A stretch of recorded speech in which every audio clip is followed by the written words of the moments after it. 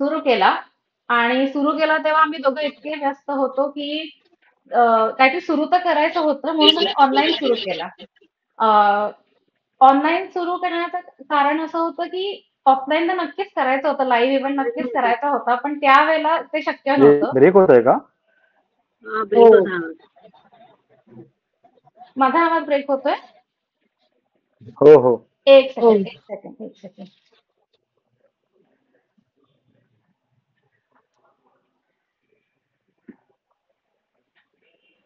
आता व्यवस्थित येतोय? हा येतोय, मध्ये मध्ये ब्रेक होतोय. बघूया, लेट सी.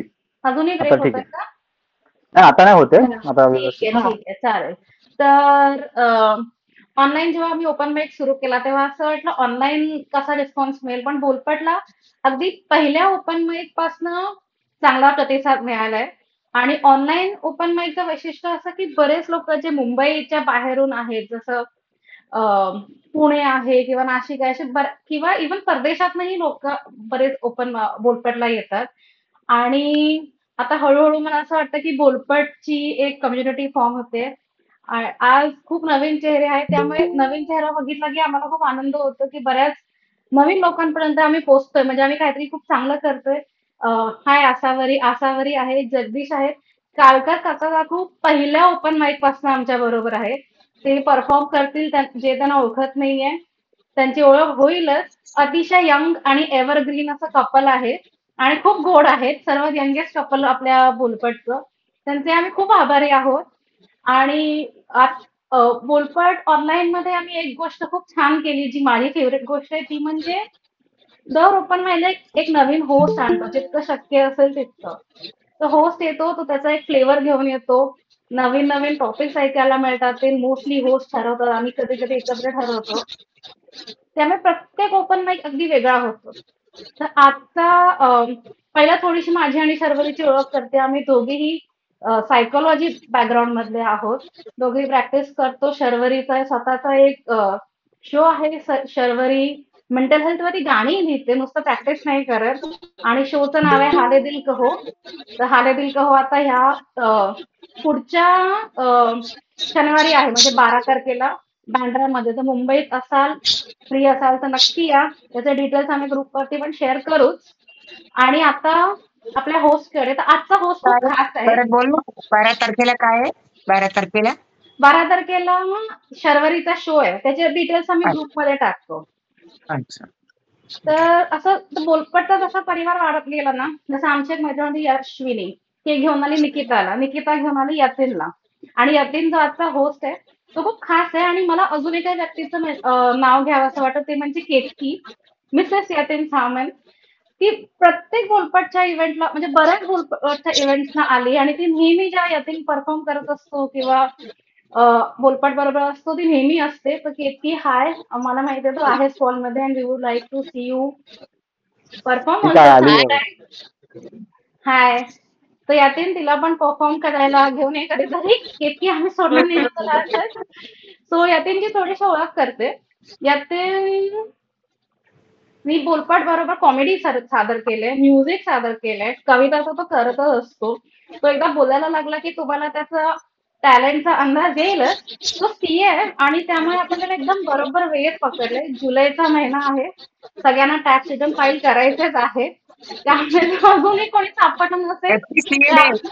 तर FPCA हा, डे. हो हो, काकी थँक्यू थँक्यू. सर्वात अपडेटेड जे कपल आहे ते काळकर काका काकू आहेत. तर आज 1 जुलै is also world CA day. So happy CA day Yatin. खूप डे आमचे, आणि बापरे, फारूक डे. थँक्यू. तर हॅपी सीए डे. आणि जरी दिवसभर तो आकडेवारी करत असला तरी मनाने अतिशय रसिक, अतिशय हरहुन्नरी असा आमचा यतीन आहे. आम्हाला दोघींनाही तो खूप आवडतो, त्याच्या कविता ऐकायला आवडतो. त्यामुळे आता एवढंच बोलून मी त्याच्याकडे माईक सोपवते. Yatin, stage is yours. Hi hi सगळ्यांना. आणि आजचा प्रतिसाद बघून मला खूप आनंद झाला की खूप जण परफॉर्मर्स आलेले आहेत. आज आपल्याला 14 परफॉर्मर्स आहेत आज. आणि ही संधी मला जी शर्वरी आणि केतकीने दिली आहे त्याच्यासाठी त्या दोघांचं खूप धन्यवाद. म्हणजे पहिले तरी मला जेव्हा सांगितलं की यतीन तुम्ही कराल का ऑनलाईन, होस्टिंग. तेव्हा मी पहिलं तर घाबरलो. मी म्हटलं की बाबा हे आपल्याला नाही होणार बा. पण त्यांनी सांगितलं की तुम्ही करू शकाल. तर आणि सगळा आपलाच परिवार आहे, त्यामुळे तो एक कम्फर्ट लेवल आहेच आपल्याला. तर याचे एक काही सेकंड रूल्स आहे. फक्त पॉइंट आउट करते, कोणातरी माईक चालू आहे त्यामुळे खूप डिस्टर्बन्स येतोय कॉलमध्ये. बाकीच्याने पण येतोय का? हो, हा, थोडा थोडा येतो मध्ये. येस, सॉरी, हा. कंटिन्यू. सो आपण मी आता कसं मी स्वतः काय परफॉर्मन्स लिहिला नाहीये आजच्यासाठी. मध्ये मध्ये काही छोट्या छोट्या गोष्टी आहेत आयुष्यावरच्या, छोट्या छोट्या, त्या मी सांगत राहील वेळ मिळेल तसं, कारण की आजचे परफॉर्मन्स सगळ्यांचे कम्प्लीट होणं खूप इम्पॉर्टंट आहे. सगळेजण आले आहेत, काही खूप नवीन चेहरे पण आहेत. तर जे नवीन चेहरे आहेत त्यांना पण मला हे सांगावं असं वाटेल की हे एकदम घरचं वातावरण आहे. तुम्ही घरीच बसलात आणि घरच्यांसमोरच परफॉर्म करतात असा विचार करून करा. काही स्ट्रेस नाही, काही लोड नाही, कोण जज नाही करत आहे आपल्याला, आरामात एकदम, काही टेन्शन घेऊ नका. आणि जे आधीपासूनच करतायत, आसावरी आहेत, दीपा आहेत, काळकर काका आहेत, सगळेच आहेत बाकीचे, जे निलेश आता जॉईन करतील आपल्याला, त्यांना तर माहितीच आहे की इकडचं वातावरण कसं असतं ते सगळं. सो मला काही ना रूल्स आहेत केल्यानंतर की मला इथे टाइम आवाज नाही झाला मध्ये तुमचा परफॉर्मन्स कम्प्लीट करण्याचा प्रयत्न करा. ओरिजिनल कंटेंट तुम्ही लिहिलेलं असलं पाहिजे. मग ते स्टोरी टेलिंग असेल, कविता असेल, किंवा एखादं गाणं, म्युझिक पीस असेल, काही असेल, पण ते ओरिजिनल असलं पाहिजे. त्याच्यानंतर मग टॉपिक आपला आजचा आहे गोष्ट छोटी डोंगरा एवढी. तर टॉपिक वरती असेल तर उत्तम, पण टॉपिक वरती नसेल, तुमच्याकडे काही दुसरं लिहिलेलं असेल, तरी पण तुम्ही परफॉर्म करू शकता. तर तसं काय आपल्याकडे बंधन नाहीये. अजून एक गोष्ट अशी की ट्रिगर वॉर्निंग देणं इम्पॉर्टंट आहे. जर काही तुम्ही डेलिकेट कंटेंट इथे तुम्ही करत असाल तर, जसं मेंटल हेल्थवरती असेल किंवा दुसरं काही असेल, जे तुम्हाला वाटतं की ह्याच्यामध्ये ट्रिगर वॉर्निंग देणं इम्पॉर्टंट आहे. जर कोणी कम्फर्टेबल नसेल तर तो नाही ऐकणार. सो ते एक महत्वाचं आहे. आणि पॉलिटिकल आणि रिलिजियस कंटेंट आपण अवॉइड करूया. आपल्याकडे भरपूर विषय आहेत, तर हे पॉलिटिकल आणि रिलिजियस आपण ऐकतच असतो दिवसभर टीव्हीवर, इकडे तिकडे. तर ते आपण अवॉइड करूया. हे एवढे फक्त काही नियम आहेत. आणि with that I think we can start. आपण बघूया आता कोण कोण कंटेस्ट, कोण असं आहे का की ज्याला फर्स्ट परफॉर्म करायचंय स्वतःहून. जस्ट वन मोर थिंग, आम्ही या हा कॉल रेकॉर्ड करतोय. जर तुम्हाला हरकत असेल तर प्लीज आम्हाला कळवा. तुमचा परफॉर्मन्स नाही करणार. बाकी हा कॉल हा, रेकॉर्ड करतोय, कधी नंतर युट्यूब वरती पोस्ट अपलोड करतो. That's it. येस. आणि हा अजून एक, आपण हे युट्यूब वरती अपलोड करतो, त्यामुळे जर आपण कुठला रेफरन्स वापरत असू, कुठल्या म्युझिकचा, कुठल्या मूवीचा किंवा काय, तर त्याचं प्रॉपर क्रेडिट द्या. म्हणजे एक्नॉलेज करा की हे म्युझिक ह्याचं आहे किंवा हे गाणं ह्याचं आहे असं. बिकॉज ते युट्यूब वरती कॉपीराईटचे इश्यूज येऊ शकतात आपल्याला अपलोड करताना. सो त्याची एक काळजी घेऊया आपण थोडीशी. विथ दॅट आय थिंक आपल्याकडे आता परफॉर्मर्स आलेले आहेत. कोण असं आहे का ज्याला स्वतःहून फर्स्ट परफॉर्म करायचं आहे? मी करू का? येस दीपाजी. दीपाजी आपल्या ऑफलाईन इव्हेंट्सला पण असतात, आणि मला वाटतं मागच्या वेळी फर्स्ट टाइम तुम्ही ऑफलाईन परफॉर्म केलेलं. मला थोडंसं नर्वसनेस दिसत होता तुमच्या ह्याच्यावरती तेव्हा, पण आता तुम्हाला कळलंच असेल की हे आपलंच घर आहे. तर हो. आणि ऑनलाईन मध्ये तर तुम्ही करालच आता मस्त, मला माहिती आहे. मुली कुठे आहेत तुमच्या? माझ्या फॅन आहेत त्या, असं मी ऐकलेलं तुमच्याकडनं. अभ्यास करतायत. ठीक आहे ठीक आहे. आज काय परफॉर्म करणार आहात तुम्ही? मी कविता. कविता करणार आहात ना? Okay, screen is yours, you can start. Thank you. सर्वप्रथम सर्व कविवृंदाला माझा नमस्कार. आणि शर्वरीजी, केतकीजी यांच्यामुळे परफॉर्म करायला एक प्लॅटफॉर्म मिळाला आहे, त्याच्यासाठी त्यांचे खूप आभार. आजचा जो विषय आहे, आधी मला थोडा कठीण वाटला होता. खूप दिवस काही सुचतच नव्हतं. आता प्रोग्राम सुरू होण्याच्या 20-25 मिनिट आधीच मी कविता लिहिली आहे. मग माझ्या मुलीनेच मला सुचवलं की मग मी परीक्षा हा विषय पण तर तसाच असतो ना, की छोटासा असतो पण डोंगरा एवढी भीती वाटते. तर मी त्याच्यावरच कविता लिहून टाकली आहे. तर आता कवितेला सुरुवात करते. आणि आपला जो टॉपिक आहे, गोष्ट छोटी डोंगरा एवढी. लहानपणी परीक्षेचे दिवस येताच मनात दाटायची भीती. लहानपणी परीक्षेचे दिवस जवळ येताच मनात दाटायची भीती. मला पडायचा प्रश्न की आता अभ्यास सुरू करावा तरी कुठून आणि किती. भरभर भरभर पाने पलटवताना सगळंच अनोळखी वाटायचं. भरभर भरभर पाने पलटवताना सगळंच अनोळखी वाटायचं. क्षणभर यायचा स्वतःवर राग आणि डोंगरा एवढं दडपण दाटायचं. आई बाबा आधीच सांगायचे, नियमित कर अभ्यास. आई बाबा आधीच सांगायचे, नियमित कर अभ्यास. माझ्या मनी होता मात्र फक्त खेळण्याचा ध्यास. परीक्षा जवळ आल्यावर वाटायचं की घड्याळाचे काटे जास्तच वेगाने चालतात. परीक्षा जवळ आल्यावर वाटायचं की घड्याळाचे काटे जास्त वेगाने चालतात. करतोस तुझी फजिती, असे जणू पुस्तकं कानाजवळ येऊन बोलतात. परीक्षा ही गोष्ट जरी वाटत होती छोटी, आता फजिती झाल्यावर मात्र वाटायची डोंगरा एवढी भीती. मोठे झाल्यावर कळले शिस्त आणि नियमिततेचे महत्व. मोठे झाल्यावर कळले शिस्त आणि नियमिततेचे महत्व. मेहनत हेच आहे जीवनाचे एकमेव सत्व.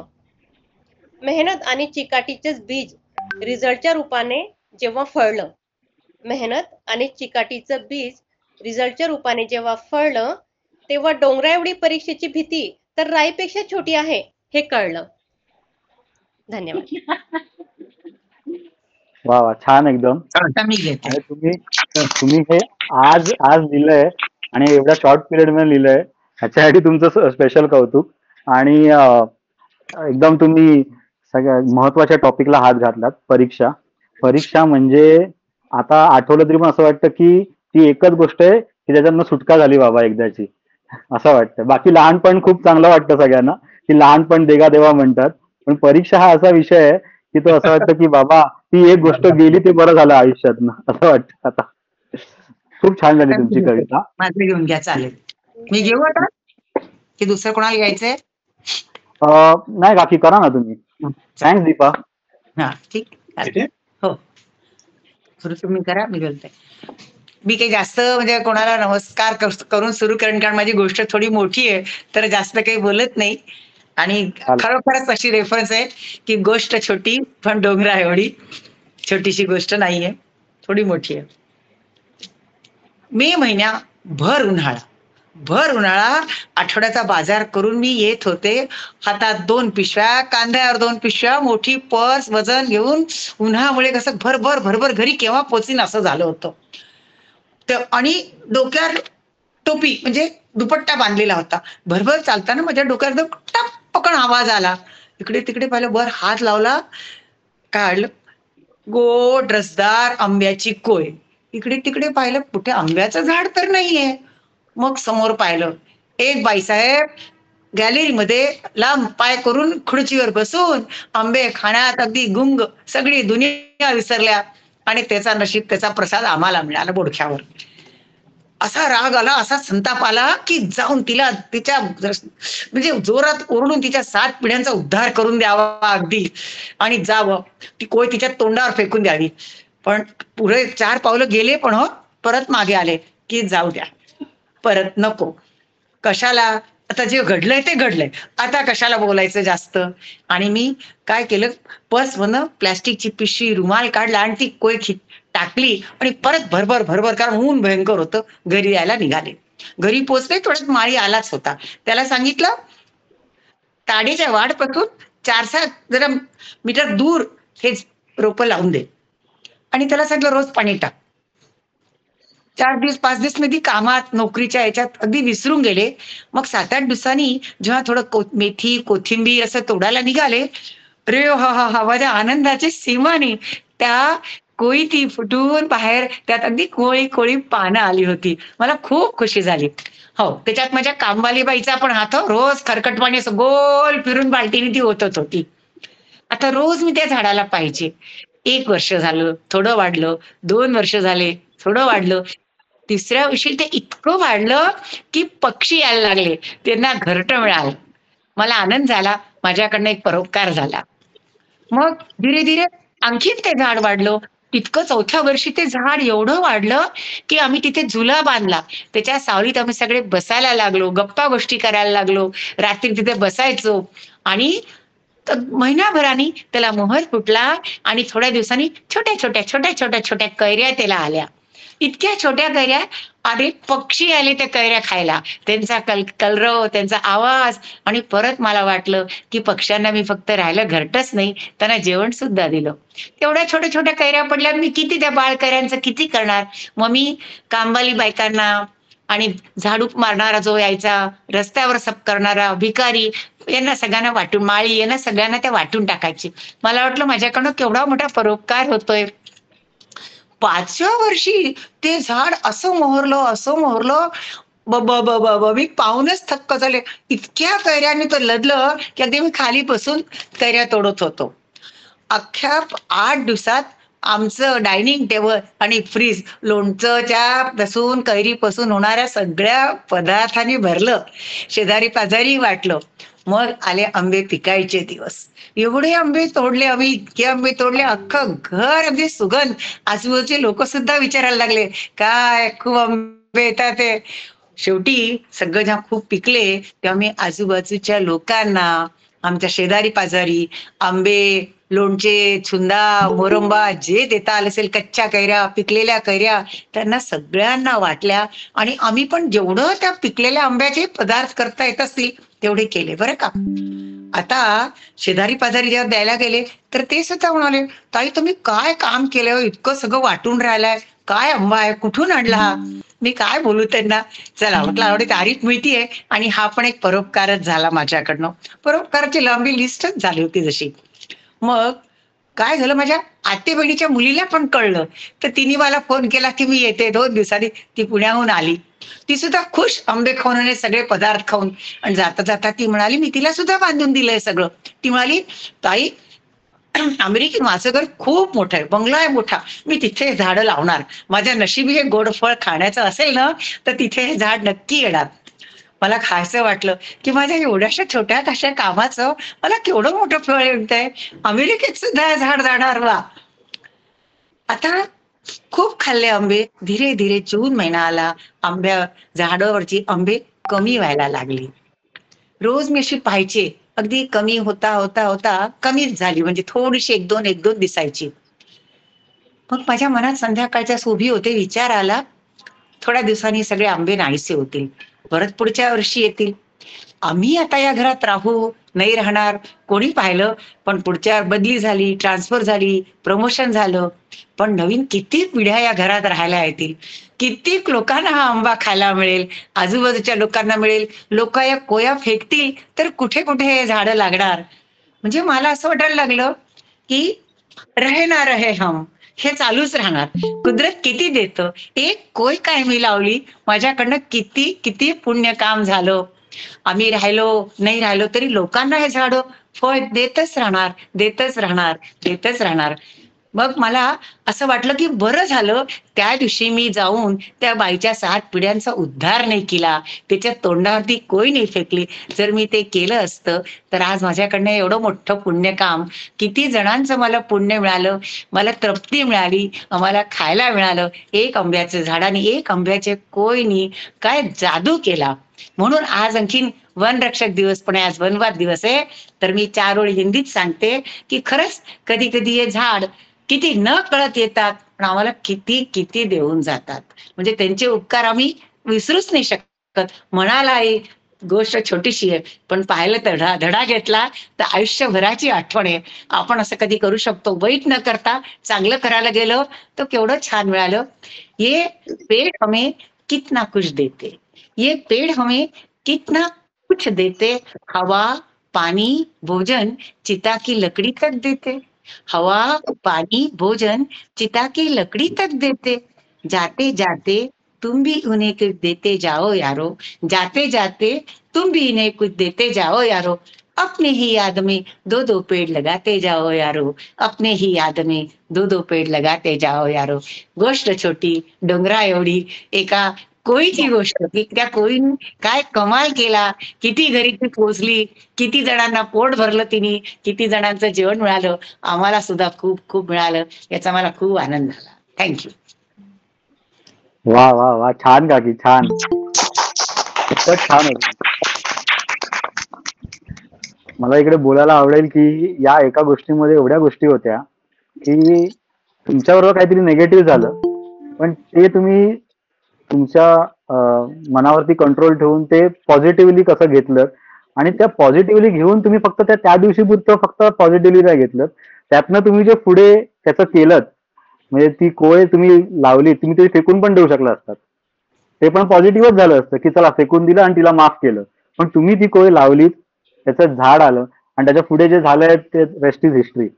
तर आणि या गोष्टीमध्ये अजून एक अशी गोष्ट होती की पूर्णपणे आपण लाईफकडे जेव्हा पॉझिटिव्हली बघतो तेव्हा त्याचं कसे रिझल्ट येऊ शकतात. आणि खरोखर एक गोष्ट छोटी आणि डोंगरा एवढी ह्याच्यासाठी एकदम प्रॉपर ही गोष्ट तुम्ही आम्हाला सांगितली. खूपच छान, खूपच छान, मजा आली. माझी स्वतःचीच लिहिलेली आहे, म्हणजे कोणाची हे नाहीये, मी स्वतःच तयार केली आहे. पण स्वतः घडलेली आहे का? नाही ना, नाही तुम्हाला कोणी पोहे मारली नव्हती ना? नाही नाही नाही. हा, झाडावर काही काही पडले थोडक्यात एक दोनदा, पण कोणी मारली देखील नाही. ठीक आहे, ठीक आपण आहे. त्याबद्दल thank you. Yes, very nice, very nice. काका तुम्ही करणार आहात का परफॉर्म आता लगेच? तुम्ही करणार? करून टाकू. करून टाका. करणार? काका चला मग. करायचंय तुम्हाला? हो, करून टाक ना. काका करतात ते. इकडनं बेसतो, इकडनं असा येईल. बर, इकडनं इकडनं या बाजूला. या मधून बेस. बोला तुम्ही, बोला तर. नमस्कार. नमस्कार. गोष्ट छोटी आहे, बाकी अर्थ डोंगरा एवढा आहे. शीर्षक आहे, कविता अगदी छोटी आहे माझी, कविता पण अगदी छोटीच आहे. कवितेचं शीर्षक आहे आम्ही भेटलो. आमच्या भेटण्याने काय झालं ते सांगतो. आम्ही भेटलो, हृदयी ठसलो. आम्ही भेटलो, हृदयी ठसलो, नयनांनी बोललो. आम्ही भेटलो, हृदयी ठसलो, नयनांनी बोललो, पुरते अडकलो. पुरते अडकलो, प्रेमाच्या जाळ्यात नि रमलो संसारात. प्रेमाच्या जाळ्यात रमलो संसारात. बघा काळ कसा भरकन गेला. बघा काळ कसा भरकन गेला. लग्नाचा वाढदिवस साठीला आला. लग्नाचा वाढदिवस साठीला आला. प्रेमाच्या वाटेवर काय आलो, संसाराचा डोंगर काय चढलो. प्रेमाच्या वाटेवर काय आलो आणि संसाराचा डोंगर काय चढलो. आम्ही भेटलो, हृदयी ठचलो, नयनांनी बोललो, नयनांनी बोललो. बस एवढीच कविता आहे.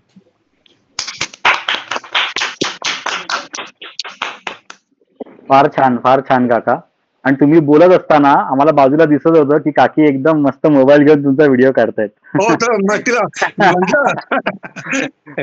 तुम्ही जे बोलताय तुमच्या दोघांच्या रिलेशनशिप बद्दल आणि ते बाजूला त्या तेवढ्याच प्रेमाने तुमचा व्हिडिओ काढतायत ते दिसत होतं. एकदम छान वाटलं. फार छान कविता झाली काका तुमची. हे आमच्याकडे आदान प्रदान आहे, कारण मला तिचा व्हिडिओ, माझा व्हिडिओ तिला घ्यावा लागतो. Very nice, very nice. यापुढे कोण परफॉर्म करणार आहे बघूया आपण जरा, कोण कोण अवेलेबल आहेत. गीतांजली, हा यतीन. हॅलो, परफॉर्म करणार तुम्ही? Yes yes. काय लिहिलंय?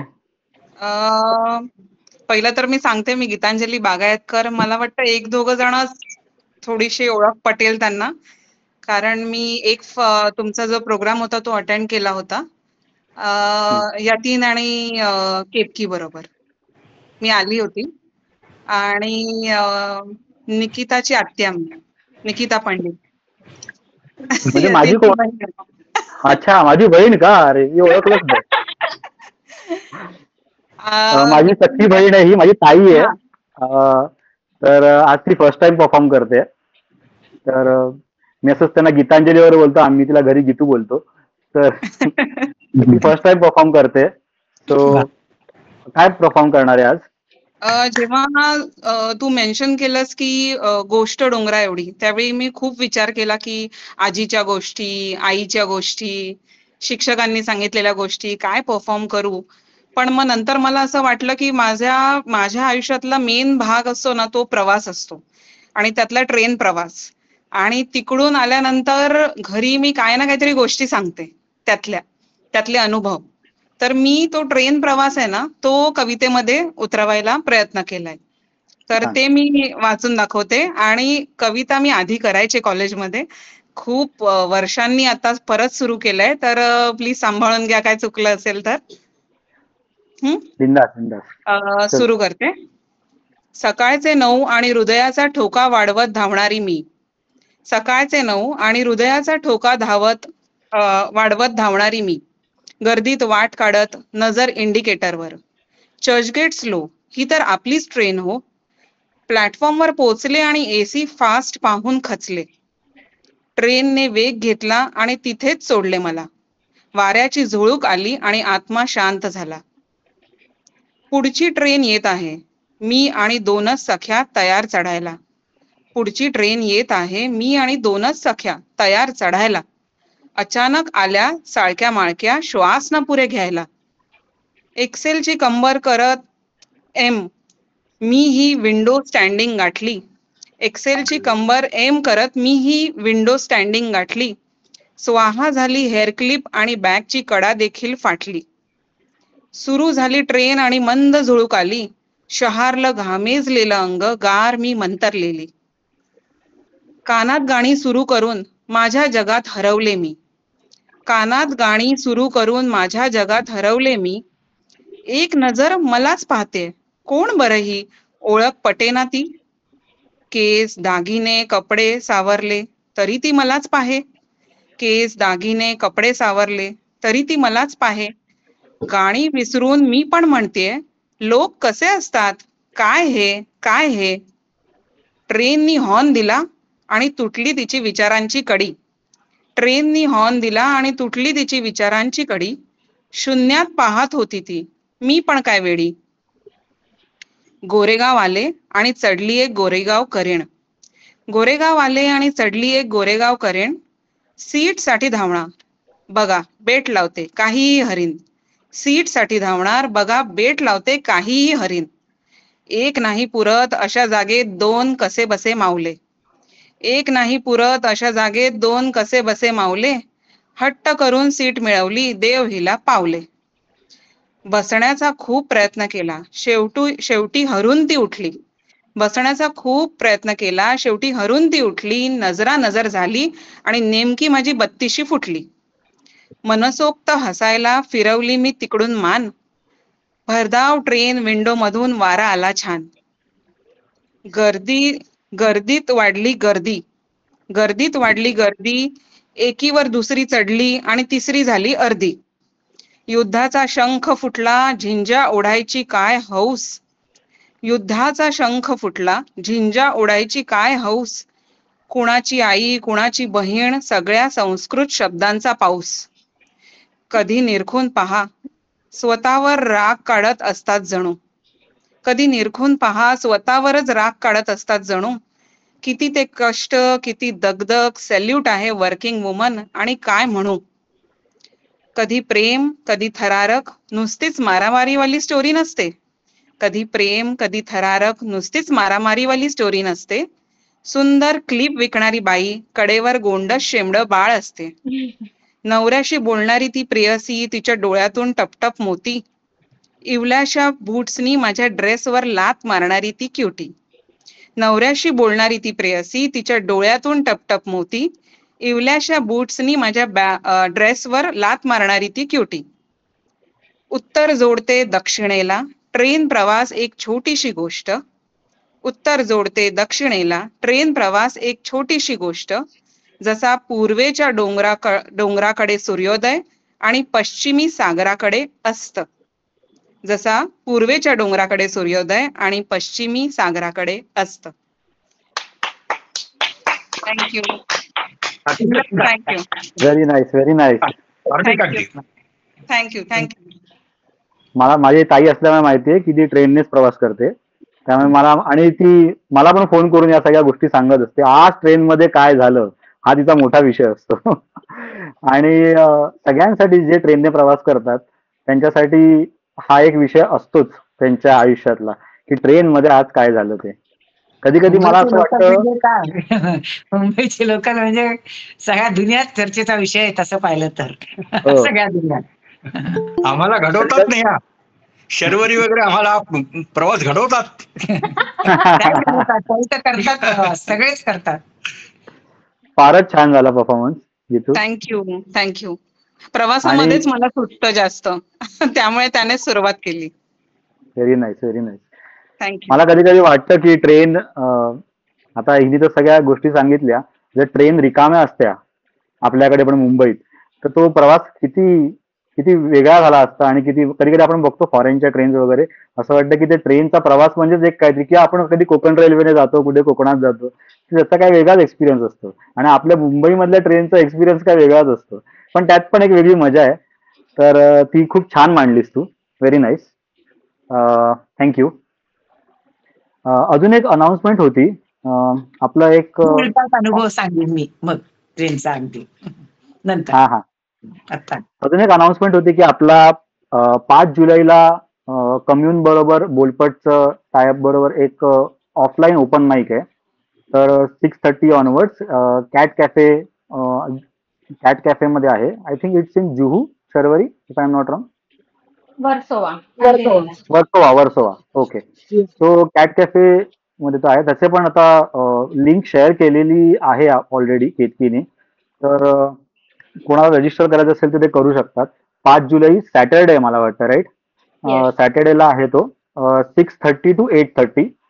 तर आणि विषय काही नाहीये, तुम्ही कुठल्याही विषयावरती परफॉर्म करू शकता तिकडे. सो नक्की सगळ्यांनी आवर्जून या तिकडे. आणि एकदम सुपरहिट करूया आपण तो पण ऑफलाईन ओपन माईक आपला. यापुढे आता नेक्स्ट कोण परफॉर्म करणार आहे? कोणाला करायचं आहे स्वतःहून, की मी लॉटरी काढू? मी करू का? येतीन? येस निलेश. हा Nilesh. Yes yes yes Nilesh. पोचलात का घरी तुम्ही? हो पोहोचलोय. कपडे पण नाही बदललेत, फक्त तोंड धुवून आलोय. अच्छा. त्याच्याने काही फरक पडला नाहीये. पण सगळ्यांना नमस्कार.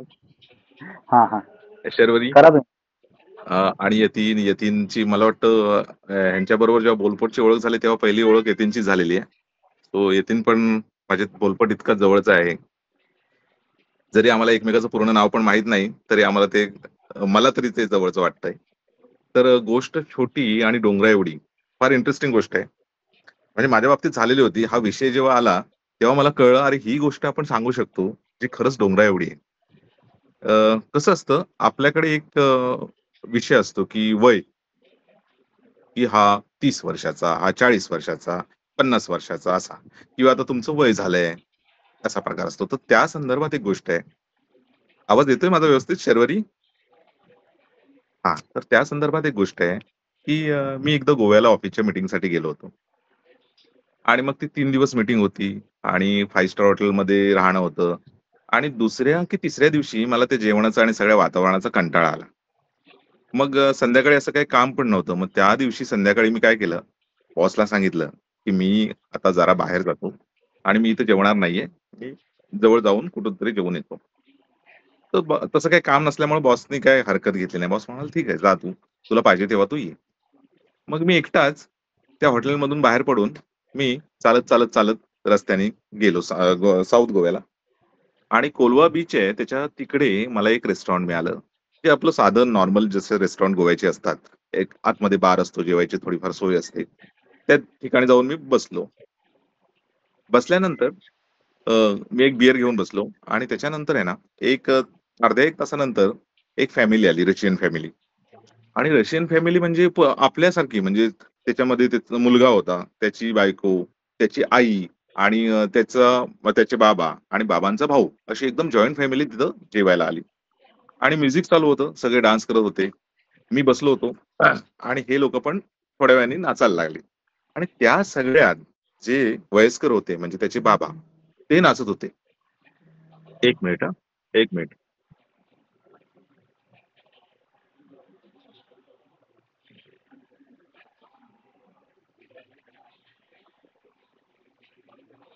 निलेश लेफ्ट द मीटिंग असं आलंय. तर आय गेस नेक्स्ट परफॉर्मन्स जाऊया. नाही, आले आले. हा सॉरी. तर ते हम्म. बाबा नाचत होते आणि बाबा नाचताना इतके सुंदर नाचत होते बाबा. तर आणि बाकीचे पण त्यांना जॉईंट होत होते, मध्ये मध्ये परत जाऊन खात होते, जॉईंट होत होते. तर मला वाटलं की त्यांचं वय विचारावं किती आहे म्हणून. म्हणून मी त्याच्या मुलाला विचारलं, जो माझ्या बाजूला बसला होता, आणि आमच्या थोड्याफार गप्पा पण चालल्या होत्या इकडच्या तिकडच्या वातावरणाच्या. आपल्याला येणाऱ्या तोडक्या-मोडक्या इंग्लिशमध्ये मी जबरदस्ती करून त्याच्यावरती 2-3 वाक्य मारत होतो. आणि मग मी त्याला विचारलं, की "तुझ्या बाबांचं वय काय आहे?" तर मुळात त्याला ते माहीत माहीत नव्हतं बाबांचं वय काय आहे. त्याने काय केलं, त्याला पण तो प्रश्न पडला, "हां, बाबांचं वय काय आहे?" मग त्यांनी त्याच्या बायकोला विचारलं, म्हणजे स्वतःच्या बायकोला विचारलं, की "बाबांचं वय काय आहे?" तर तिलाही माहीत नव्हतं. मग तिला पण वाटलं, "अरे हां, ही विचार करण्यासारखी गोष्ट आहे." मग ही दोघंही मिळून त्या आपल्या सासूबाईकडे गेली ती बाई, म्हणजे मुलाच्या आईकडे, आणि तिला विचारलं, की "बाबा सासऱ्यांचं वय काय?" त्यांच्या भाषेत काय ते विचारलं असेल. तर तिलाही माहीत नव्हतं, म्हणजे स्वतःच्या त्याच्या बायकोलाही माहीत नव्हतं, की त्याचं वय काय आहे. मग दोघंही मिळून भावाला माहीत असेल छोट्या, म्हणून छोट्या भावाकडे गेले. त्याला विचारलं, की "बाबा ह्याचं वय काय?" तर त्यालाही माहीत नव्हतं. शेवटी सगळी जत्रा मिळून प्रत्यक्ष जो नाचत होता माणूस त्याच्याकडे गेले आणि त्याला विचारलं, "तुमचं वय काय?" तर तो मग जोरानं त्याने ओरडून सांगितलं, "87, 87." म्हणजे हम्म. 87 वर्षाचे ते होते. पण विचार करण्यासारखी गोष्ट म्हणजे त्यांच्याकडे त्यांचं वय कुणीही लक्षात घेतलेलं नव्हतं किंवा वय विचारण्याची अशी पद्धतच नव्हती. माणूस आणि त्याची एनर्जी किंवा त्या बाकीच्या गोष्टी बघितल्या जात होत्या. तू इतक्या आपल्याकडे जरा 30 वर्ष, अरे 30 वर्षाचा झाला, घोडा झाला, तुझं लग्न करायला हवं. अरे आता तू सेटल व्हायला हवं. आता 50 वर्षाचा झाला, हे वागणं तुला जमतं का? की अहो आता वय झालं, तुम्हाला ह्या गोष्टी नाही होणार. असा काहीही प्रकार नाही. आणि खरंच ही गोष्ट खूप विचार करण्यासाठी सारखी आहे. म्हणजे वेगळेपणाने विचार आपण केला, आउट ऑफ द बॉक्स जाऊन, तर आपल्याला कळेल, की वय एखाद्याला जाणवून देणं किंवा त्याचा विचार आपण स्वतः करणं, की हां, माझं वय वाढलंय, आता मला हे नाही केलं पाहिजे. आता मला असं नाचता येणार नाही. हे काय पोरकटासारखं मी वागतोय, किंवा हे काय मला आता गंभीर झालं पाहिजे, किंवा मला असं पोक्त माणसासारखं वागलं पाहिजे. तर ह्या सगळ्या गोष्टी म्हणजे कुठेही काही असं हे ठेवत नाहीत, की ह्या सगळ्यातून आपल्याला बाहेर पडायला पाहिजे. मुळात काही गोष्टी पाश्चात्य लोकांकडून आपल्याला घ्यायला हव्यात. त्यातली ही एक महत्त्वाची गोष्ट आहे, की वय असं काही नाही. तो एक फक्त नंबर आहे, असं जो म्हणतो ते अगदी खरं आहे. संपली.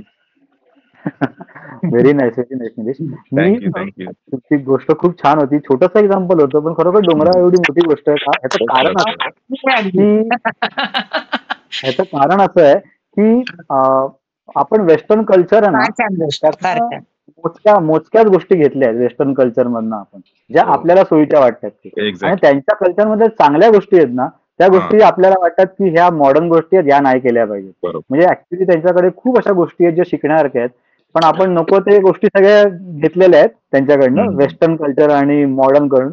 पण त्यांच्या इम्पॉर्टंट गोष्टी जे ते लोक त्यांचं लाईफ कसं जगतात, ती गोष्ट आपण ऍक्च्युली आपल्या याच्यामध्ये जास्त घेतली पाहिजे.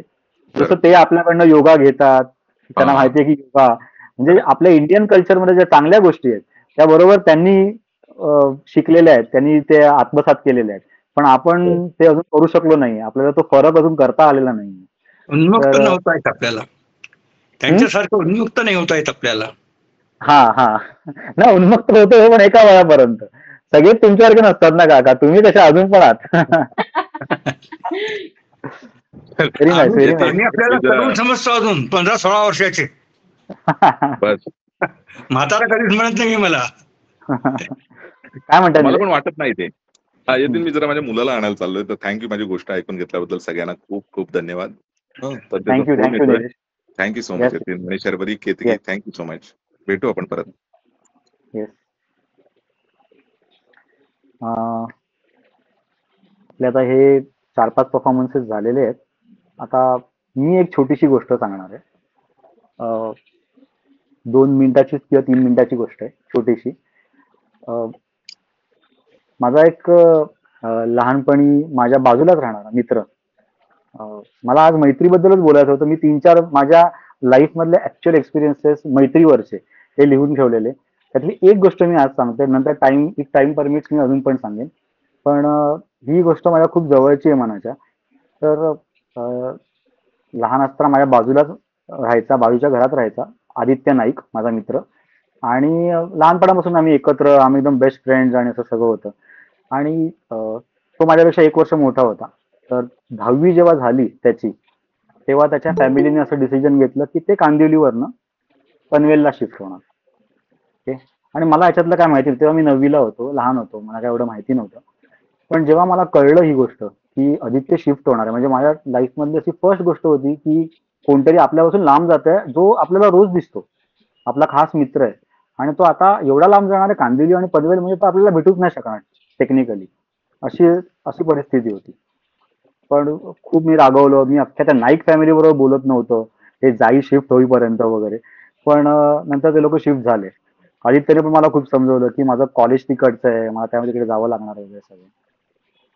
बट नेक्स्ट इयर जेव्हा माझा 10वीचा रिझल्ट होता, तेव्हा तेव्हा लँडलाईनच होते. त्याचा मला फोन आला एक दिवस आधी की अरे काय उद्या रिझल्ट आहे, काय चाललंय, कसं वाटतंय काय. मी बोललो की अरे यार खूप भीती वाटते. आणि त्या वर्षी आमच्या बिल्डिंग मध्ये 8 जण 10वीला होते. त्यामुळे ते त्यावेळेला एक असं ऍटमॉस्फिअर होतंच कॉम्पिटिशनचं. भले आपल्या मनात नसेल तरी पण पॅरेंट्सच्या मनात असेल किंवा कोणाच्या मनात ते एक कॉम्पिटिशनचं ऍटमॉस्फिअर असायचंच. तर 8 जण होते त्यावेळेला 10वीला. आणि सो त्याला मी सांगितलं अरे खूप घाबरलो यार मी, आता उद्या रिझल्ट काय समजत नाहीये काय ते. आणि तो बोलला काय नाही होत रे, बिंदास राहा तू, काय नाही होत, एवढं काय घाबरतो. सांगण्याची एक गोष्ट अशी आहे की त्याला 10वीला 48% होते. म्हणजे त्यामुळे तो असा होता एकदम की अरे माझं बघितलं ना, झालं ना, हो जाएगा सब, टेन्शन मधले कुछ ना कुछ तो हो जाएगा, असं होतं त्याचं एकदम. आणि रात्री मला जेवण पण नाही गेलं रिझल्ट दुसऱ्या दिवशी म्हटल्यावरती. आणि झोपायला घेणार तेवढ्यात बेल वाजली आणि हे महाशय खांद्याला बॅग लावून पनवेलवरनं ट्रेनने आलेले. मी बोललो अरे तू काय करतो इकडे आणि तू आला का? तो बोलला मी आलो ट्रेनने, तुला भीती वाटते ना म्हणून मी आलो, आपण तुला रिलॅक्स करण्यासाठी आलोय. आणि पनवेलवरनं तो माणूस रात्री 10:30 वाजता आला, इथे पोहोचला कांदिवलीला. त्यांनी कसं त्याच्या पॅरेंट्सना सांगितलं असेल, कसं पटवलं असेल मला माहिती नाही की मी जातोय, यतीनचा उद्या रिझल्ट आहे, मला जावं लागणार, तो टेन्शन मध्ये. आणि ती अशी एक छोटीशी गोष्ट आहे पण माझ्यासाठी एवढी डोंगरा एवढी होती की तो आला. आम्ही रात्री 3 वाजेपर्यंत गप्पा मारत होतो. मी माझ्या रिझल्ट बद्दल लिटरली विसरलो. आणि सकाळी जेव्हा मी उठलो 9:30 वाजता तेव्हा फोन वाजला. मंत्रालयामध्ये काहीतरी ओळख होती, तिकडनं मला लगेच रिझल्ट कळला. पण म्हणजे जे एक टेन्शनची पूर्ण सकाळ आणि टेन्शनची जी रात्र होती 10वीच्या रिझल्टची, ती मला मला त्या नशिबात नाही आली, कारण की तो आला आणि त्यांनी ती पूर्ण रात्र चेंज करून टाकली माझी, गप्पा मारून आणि हे करून. आणि मला अजून पण आठवतं मी फोनवरती होतो आणि तो समोर उभा होता, किती किती किती करत होता.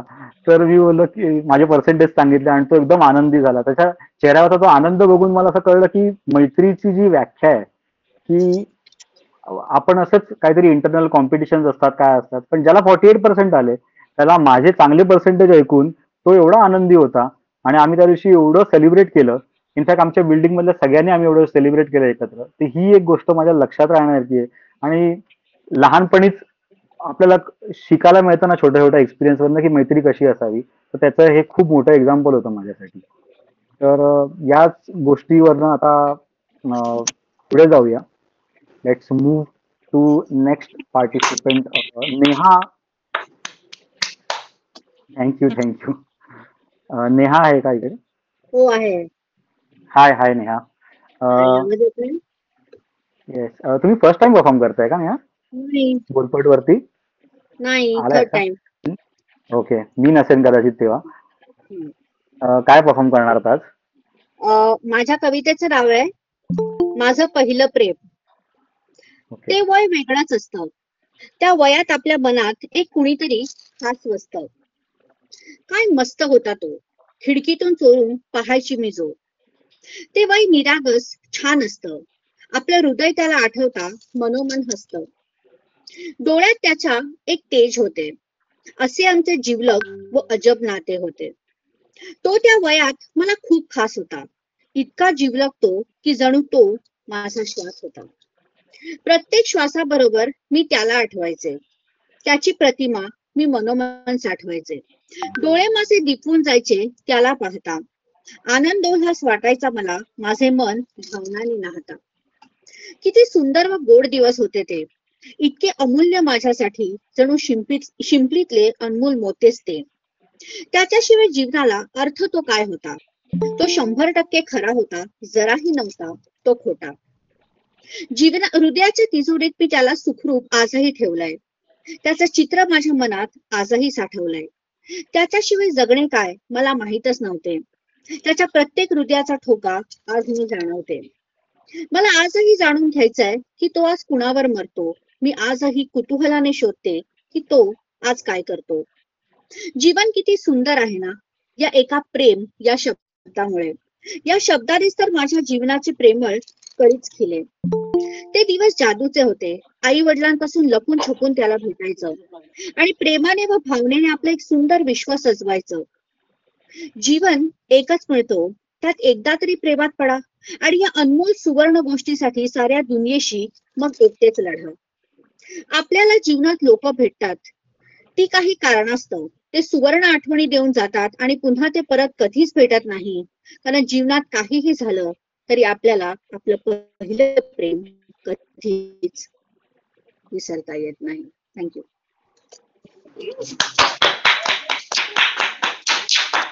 Very nice, very nice Neha. पहिल्या प्रेमाची काय गोष्टच वेगळी असते. ते कधी शाळेत असेल किंवा कुठेही असेल, परत कधी दिसत पण नाही ती व्यक्ती कधी कधी आपल्याला. कधी ते वन साइडेड असेल, कधी ते रिलेशनशिप असेल, कधी ती व्यक्ती आपल्या आयुष्यात दिसते पण आपल्याला, पण ते कधी पुढे मग ते तसं पहिलं प्रेम तसं जाणवत नाही. असे पण काही किस्से असतात. पण पहिलं प्रेम हे नेहमी स्पेशल असतं. आणि फार छान कविता लिहिलीत तुम्ही आणि खूप छान सादरीकरण केलं. थँक्स. आपण आता नेक्स्ट कंटेस्टंट कडे जाऊया. आरती आहेत का? आरती? हो सर. येस. हाय. हाय आरती. काय परफॉर्म करणार आहात आज तुम्ही? कविता सादर करतेय, छोट्या गावाची मोठी गोष्ट. तुम्ही कुठून कनेक्ट करताय आम्हाला? सातारा. हा, वाटलंच मला. तुम्ही फर्स्ट टाइम करताय का परफॉर्म बोलपटवर? बोलपटवर फर्स्ट टाइम करतेय.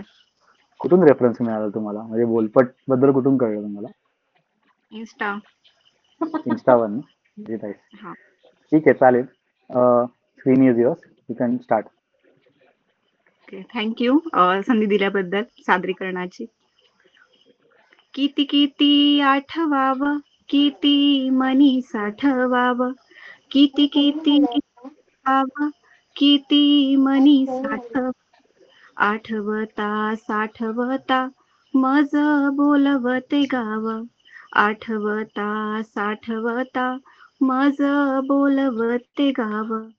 हिरवळीने सजलेलं काळ्या भुईत बसल.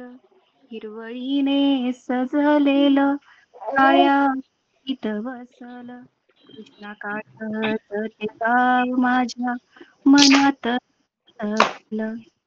दोन पैक्याच्या ओढीने शहरी घेतली मी धाव. दोन पैक्याच्या ओढीने शहरी घेतली मी धाव. रूप डोळ्यात दाटता मज बोलवते गाव.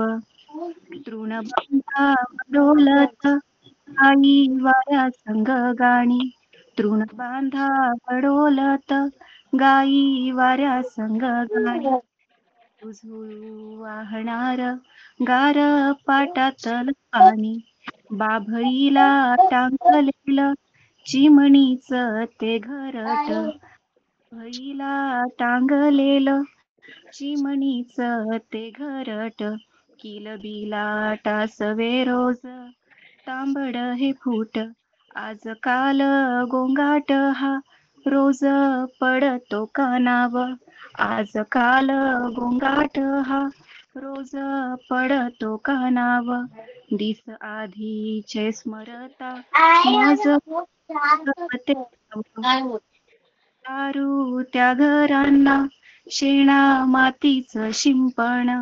कौलारू त्या घरांना शेणा मातीच शिंपण. जरी भेगाळल्या भिंती त्यांना मायेच कुंपण.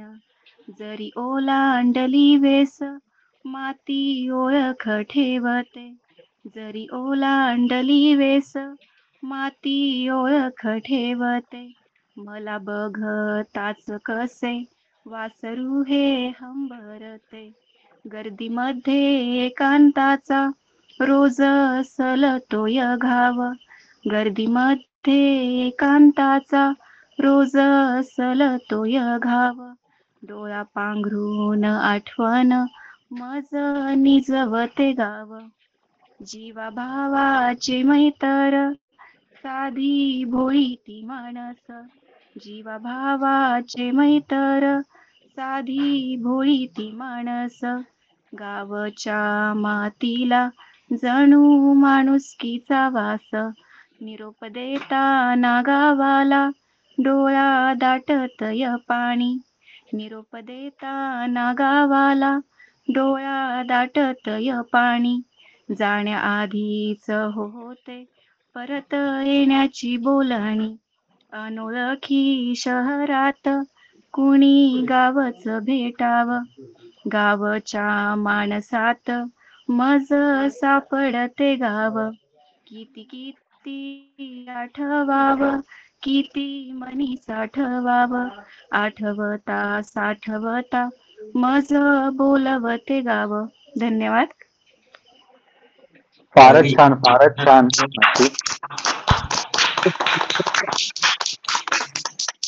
गावाबद्दल एवढं डिटेलमध्ये आणि एवढं सुंदर आपण बोलू शकतो, पण कवितेमध्ये मांडणं हे फारच फारच छान लिहिलं तुम्ही. आणि कोणाचंही गाव कुठलंही असेल ते सगळे रिलेट करू शकतात. आणि मला माहिती आहे की ही कविता तुम्ही जेव्हा पण लिहिली असेल ना, तेव्हा तुमच्या डोळ्यातनं अश्रू आले असतील, जेव्हा पण तुम्ही फर्स्ट टाइम लिहिली असेल. कारण की गावाचं रिलेशनच काही असं असतं. आम्ही तर गावाला जास्त जात पण नाही, पण तरी पण जेव्हा आपण गावाला जातो तेव्हा असं वाटतं की आपण इथेच का नाही आहोत कायमचे. या मुंबईच्या गर्दीत किंवा मुंबई पुणा कुठेही कुठलंही शहर म्हणा, गावी जाऊन जे वाटतं, गावच्या आपल्या कुलदैवताच्या मंदिरात बसून जे वाटतं, ते कुठेच फील येऊ शकत नाही असं मला वाटतं. कुठच्या फॉरेन कंट्रीत नाही येऊ शकत किंवा कुठेच नाही येऊ शकत. तर फारच छान लिहिलीत तुम्ही कविता आणि फार छान मांडलीत. कधीतरी मुंबईला या ऑफलाईन साठी पण, साताऱ्यावरनं जरा या मुंबईला बोलपटचं एक परफॉर्म करायला. बघू जमलं तर कधी, नक्की आहे. ऑनलाईन तर तुम्ही येऊ शकता. आणि फार छान झाला तुमचा परफॉर्मन्स. थँक्यू. आरती नुसतं नेक्स्ट परफॉर्मर. कविता यातील एक सेकंड ना. हा हा नुसतं कविता लिहिणंच नाही, पण तू तसं परफॉर्म केलंस, एक तुझ्यात कॉन्फिडन्स आहे. तू ते गाणं स्वरूपात परफॉर्म केलंस. खूप छान. अशीच लिहित राहा आणि परफॉर्म करत राहा नक्की. ओके. खूप आवडलं तुझं गाणं. थँक्यू. Very nice. शर्वरी पण खूप खुश झाली असणार. त्यांना असं चालीमध्ये कोणी म्हटलं की खूप आनंद होतो. ऍब्सोल्युटली. मला खूप मजा आली, खूप छान वाटलं. आणि असं वाटलंच नाही की पहिल्यांदा परफॉर्म करतो. इतकी सुंदर आहे आणि इतकं डीप मिनिंग आहे. सो व्हेरी सुदिंग, व्हेरी खूप खूप छान. प्लीज लिहित राहा आणि परफॉर्म करत राहा, जसं गिफ्टी माल तसंच. एक्झॅक्टली. थँक्यू. नेक्स्ट आसावरी आहेत का? आसावरी. हो. हाय, हाय. कसे आहात? मस्त मस्त. नमस्कार सगळ्यांना. बोला. सॉरी. आसावरी बद्दल मीच तुम्हाला सांगतो पहिलं. आसावरी म्हणजे त्या सावरी या नावाने लिहितात. आणि 4 तारीख आली की ज्या चारोळ्या त्या टाकतात, म्हणजे आमच्या सगळ्यांच्या मिळून जेवढ्या असतील तेवढ्या आसावरीच्या एकटीच्या असतात. आता मला विचारायचं की तुम्ही त्या दिवशी रचता की तुमच्याकडे एवढं आहे लिहिलेलं की फक्त तुम्हाला काढावं लागतं की हे घ्या, कुठला विषय पाहिजे तो घ्या. नाही, तो शब्द आला की थोडा वेळ मी देते, एक तासभर जाऊ देते, मग मला ते असं आपोआप सुचतं. म्हणजे सगळं ऑन द स्पॉट असतं आणि सुचलं की डायरेक्ट मी ग्रुपवर तेव्हाच टाईप करते जेव्हा मला सुचत असतं. म्हणजे मी बदल काही करत नाही किंवा वहीत लिहिलं मग ते ट्रान्सफर केलं असं काही करत नाही. त्या मोमेंटला ते सुचतं, येतं. मग तो विषय घोळत राहतो ना दिवसभर डोक्यात, तो शब्द. आणि म्हणून मग ते मल्टिपल येतं. म्हणजे कधीतरी मला असं वाटतं पण की जरा जास्तच होतंय का माझं. नाही छान असतात. आणि आम्ही तर दिवसभरामध्ये एक चारोळी करतो, कशी ती पण. आणि तुम्ही आपले फटाफट फटाफट एवढं चारोळ्या करता, आम्हाला वाटतं की काय बाबा डायरी घेऊनच बसलेत की काय, फक्त कॉपी पेस्ट करतात की काय डायरीत. ते सुचतं, समहाऊ सुचतं. आणि I also always look forward. म्हणजे 2 तारखेपासूनच मी विचार करत असते की आज यावेळेला 4 तारखेला काय शब्द येईल आणि can I write on that असं. सो मजा येते. आता आज मी काही कविता वगैरे लिहिलेली नाहीये, चारोळी 100% नाहीये. एक कसा थॉट आहे की जो आला मनामध्ये, म्हणजे आता गोष्ट छोटी डोंगरा एवढी खरं तर म्हटलं तर आपल्या प्रत्येकाच्याकडे आत्ता या क्षणाला एक वस्तू आहे ज्याच्यामुळे आपण सगळे कनेक्टेड आहोत. हा मोबाईल छोटासा. ही खूप मोठी गोष्ट आहे. डोंगरा एवढीच आहे ती. कारण ती तुम्हाला अख्ख्या जगाशी कनेक्ट करते. आणि आपल्या प्रत्येकाकडे मोजून 24 तासच आहेत. आणि ते 24 तास तुम्ही कसे वापरता त्यावर सगळी गंमत आहे. सो 2 गोष्टींचा ह्याच्यामध्ये माझा थॉट आहे. एक म्हणजे आपण सगळेजण हल्ली एस्पेशली जे नियर बाय 40s आहेत, 40शीच्या जवळचे, असं डाएट कॉन्शियस आणि एक्सरसाइज आणि how I have to take care of my body त्याबद्दलचे व्हिडिओ बघणं, त्याच्यावरचे लेख वाचणं, अशी सगळं असं आपला म्हणजे एफर्ट्स असं म्हणजे जरी बर्गर किंग मध्ये जायचंच आहे, तो बर्गर खायचाच आहे, पण तरी मनामध्ये अरे हा मला वजन पण कमी करायचंय, असं ते सगळं एकत्र आपलं जे चालतं, तर ते जसं शरीराला समर्पक डाएट आहे, तसंच मनासाठी आपण कधी डाएटचा विचार करतो का? असा एक थॉट माझ्या मनात आला. कारण हा जो मोबाईलचा मोठासा डोंगर आपण आपल्या हातात घेऊन दिवसभर फिरत असतो, त्याच्यातनं इतकं इतकं काय काय काय काय आपल्यापर्यंत पोहोचत असतं. मग ते इन्स्टा असू दे, फेसबुक असू दे, त्याच्यावरचे लेख असू देत, आपण जे आवडीने शोधून सर्च करतो आणि माहिती घेतो ते असू दे, आपण सगळीकडनं असं इतकं आत आत आत डोक्यात घालतो. तर मला असं वाटतं की असं वाटलं की हे कधी कधी ओव्हरवेल्मिंग होतं. आणि बरेचदा आपली जी कृती आहे ती आपल्या विचारांवर अवलंबून असते.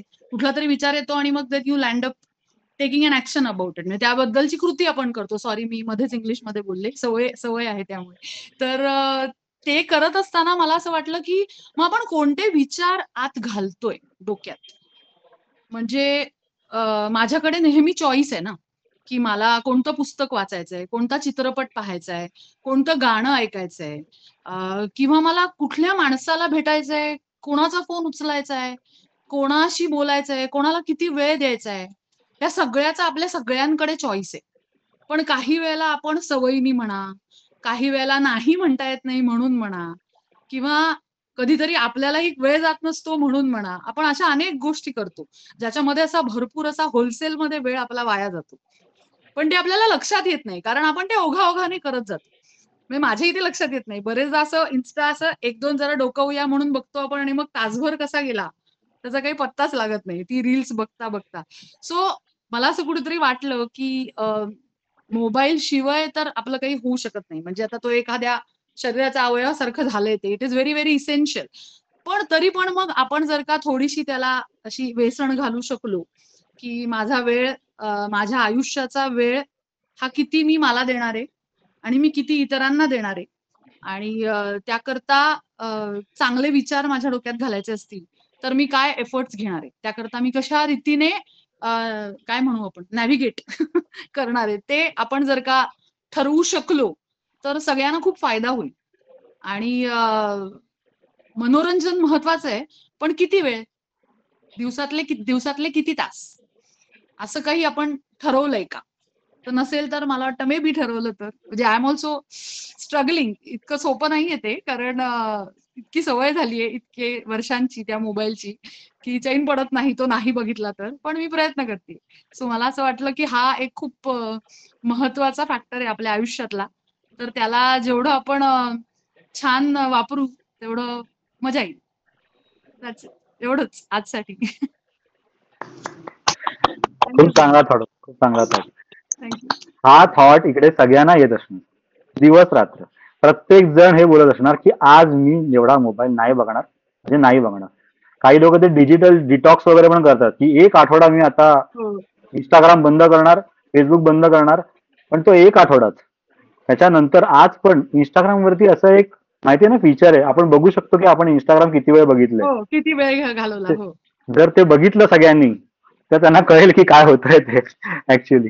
म्हणजे मी पण, इन्क्लुडिंग मी पण, बोलपट आल्यापासून थोडा कमी झालाय. कारण की बोलपट काय ना काय आपल्याला काम देत असतं की कविता करा, ऑफलाईन आहे, ऑनलाईन आहे, 4 तारखेला चारोळी करायची आहे. आपल्याला बिझी ठेवलंय काहीतरी क्रिएटिव्ह कामामध्ये, रादर दॅन आपण जे रील्स बघत असतो. पण तेच आहे, फावल्या वेळामध्ये आपण रील्सच बघतो. तर ते एक गोष्ट तर त्याचं तर आपण आता काय करू नाही शकत आहे. आपल्याला ते डिजिटल डिटॉक्स कसं करायचं ते शिकावं लागेल आता पूर्णपणे बाजूला ठेवून. Very nice. I totally agree with Yatin sir. Ashavari हे खूप छान विचार आहे. पहिली जमान्यात माहिती कोणी कोणी तर आता पण आठवड्यामध्ये एक दिवस मौन व्रत किंवा कुठला तरी एक दिवसाच्या व्रत करते. तशी आपल्याला दर दिवस अमुक तासाच्या आणि नाही तर आठवड्यातलं एक दिवस ह्यांच्या व्रत करायला सोडून द्यायचं, बंद करून ठेवून द्यायचं. It's very much needed. And thank you for bringing up this topic, Asawari. It's beautiful. Very well. Thank you. Much सगळ्यांनी needed. ऐकून Much घेतल्याबद्दल needed. Thank you so much. या ओके, मुव्हिंग अहेड. आता आपण नेक्स्ट यांच्याकडे जाऊया. कुमुदिनी मॅडम, तुम्ही आहात आता ऑनलाईन? हो आहे. काय आहे आहे आहे. हाय रे. हाय हाय हाय. तुम्ही बोलपटच्या ह्याच्यावर फर्स्ट टाइम आलायत का? म्हणजे मी तुम्हाला कधी भेटलो? नाही मी मला वाटतं तिसऱ्यांदा का चौथ्यांदा आले. Okay okay. Yes yes. पण मध्ये मध्ये कधी कधी ही पहिली तारीखची आहे ना माझ्याशी सुटते. आज पण मी उशिराने जोडली, पण प्रयास करते प्रत्येक पहिली तारीख मध्ये यायला. ओके, ठीक आहे, चालेल. कुठून तुम्ही कनेक्ट करताय आम्हाला आज? मुंबईलाच आहात तुम्ही? हा, मुंबईला. शर्वरी आणि मी आम्ही ओपन माईकचे को आर्टिस्ट आहे. हो, ओके ओके. हा, nice to meet you. Nice to meet you too sir. Nice to meet you too. अच्छा, आज काय परफॉर्म करणार तुम्ही? सर आज काय परफॉर्म करणार आहात तुम्ही? हा, आज मी एक गोष्ट घेऊन आली. एक छोटीशी, जेवढं ते 5 मिनिटात राहील तेवढी प्रेसिडायटिंग करून एक लहान एक गोष्ट घेऊन आली. की गोष्ट एवढीशी आहे पण डोंगरात इतकी त्याच्यातलं तात्पर्य आणि त्यांच्या सारार्थ आहे. तर ह्या गोष्टीचं नाव आहे फिलमावशी. आलोक एक लहान 10 वर्षाचा मुलगा होता. त्याची आई तिकडचे लोकल वन विभाजन मध्ये ऑफिसमध्ये काम करत होते. कारण की आलोकच्या बापा हे वन विभाजन मध्ये चीफ फॉरेस्ट ऑफिसर होते. आणि पावसाच्या दिवसमध्ये ते कुठून तरी त्यांना माहिती भेटली की ती मोठं जी झरणा आहे, ते धोड आहे, त्यांच्या बाजूला जी नदी वाहून निघते, तिथे एक लहान एक वाघाचं पिल्लू रडते असं कोणाला ऐकायला आलं. म्हणून ते विभाजन मध्ये फोन आलं होतं. तर आलोकचे बाबा आणि त्यांचे 4 दुसरे जे काही ऑफिसचे लोक होते ते लोक जीप घेऊन गेले. आणि पावसाचे दिवस होते, डोंगरात पथलेले रस्ते होते, 1-2 दगड जरासे ढिले झाले. आणि युगानुयुगी it's a very unfortunate thing की ती अख्खी जीप उलाटली आणि सर्व स्वाहा झालं त्याच्यात. म्हणून आलोकची आईला, त्यांची बायकोला हे वन विभाजन मध्ये काम द्यायचं. आणि हे लोक कसे कॉलनीमध्ये राहायचं, लहान लहान बंगलो कॉलनी होती. तो डोंगराच्या मध्ये एक लहान एक असं तळेटी होती, तिथे ते लोक राहायचं. लगभग 25 बंगलांची एक कॉलनी होती. तो मधोमधी 7-8 हा बाजू मध्य 3 मालाचं अंकल पिंटो आणि आंट फिलोमिनाचं बंगला होतं. पांढऱ्या रंगाचं, त्याच्यावर लाल जशी शाडीवर बॉर्डर आपण घालतो तसलं बॉर्डरचं. आणि त्यांच्या बगीच्यामध्ये आपले जे लॅम्प्स होते, बत्ती, संध्याकाळीसाठी तो असं वाटते की रात्र सर्व आकाशामधून एक नाही, एवढे पुष्कळ चंद्रमा उतरले जमिनीवर, एवढे चांगले लॅम्प्स होते. आणि त्याच्या बगीच्यामध्ये प्रत्येक दिवस 2:45-3 वाजले का लहान लहान मुलांच्या बाळकांचा आवाज आपल्याला ऐकायला भेटते. कारण की ते बगीच्यामध्ये त्यांचे स्वतःचे मूलबाळ नव्हते, आंट फिलोमिना आणि अंकल पिंटो. पण हे कॉलनीचे सगळे बाळकांच्यासाठी ही मावशी आईसारखी होती आणि अंकल बाबासारखे होते. 3 ते 5:30-6 पर्यंत त्यांच्याकडे पुष्कळ बाळका खेळायला यायचं. कारण की लिंबाच्या झाडावर वेगळे वेगळे रस्सीनी टायर किंवा काठीचे लाकूडचे फट्टे घालून झुले पुष्कळ होते, 5-7. मग मेरीगो राऊंड होतं, मग सिसॉ होतं. अशी काही किती खेळायसाठी व्यवस्था केली होती आंटीनी. आणि त्याचे काय सवय होतं, खूप फुलाचे आणि फळांचे झाडं लावलेले. तर त्या दिवशी जे पण फळचं पीक निघालं, त्यांचे रस आणि कुकीज त्यांच्या सकाळी 11 वाजेपर्यंत पासून हे कार्यक्रम सुरू व्हायचं. कशाला, तर 3 वाजता बाळका येईल तर त्यांना आपण घराचा खाऊ पिऊ द्यायचं म्हणून. आता हा झालं एक हे जी बॅकग्राऊंड भूमिका. आता आलोक त्याच्या शेजारीला राहायचं.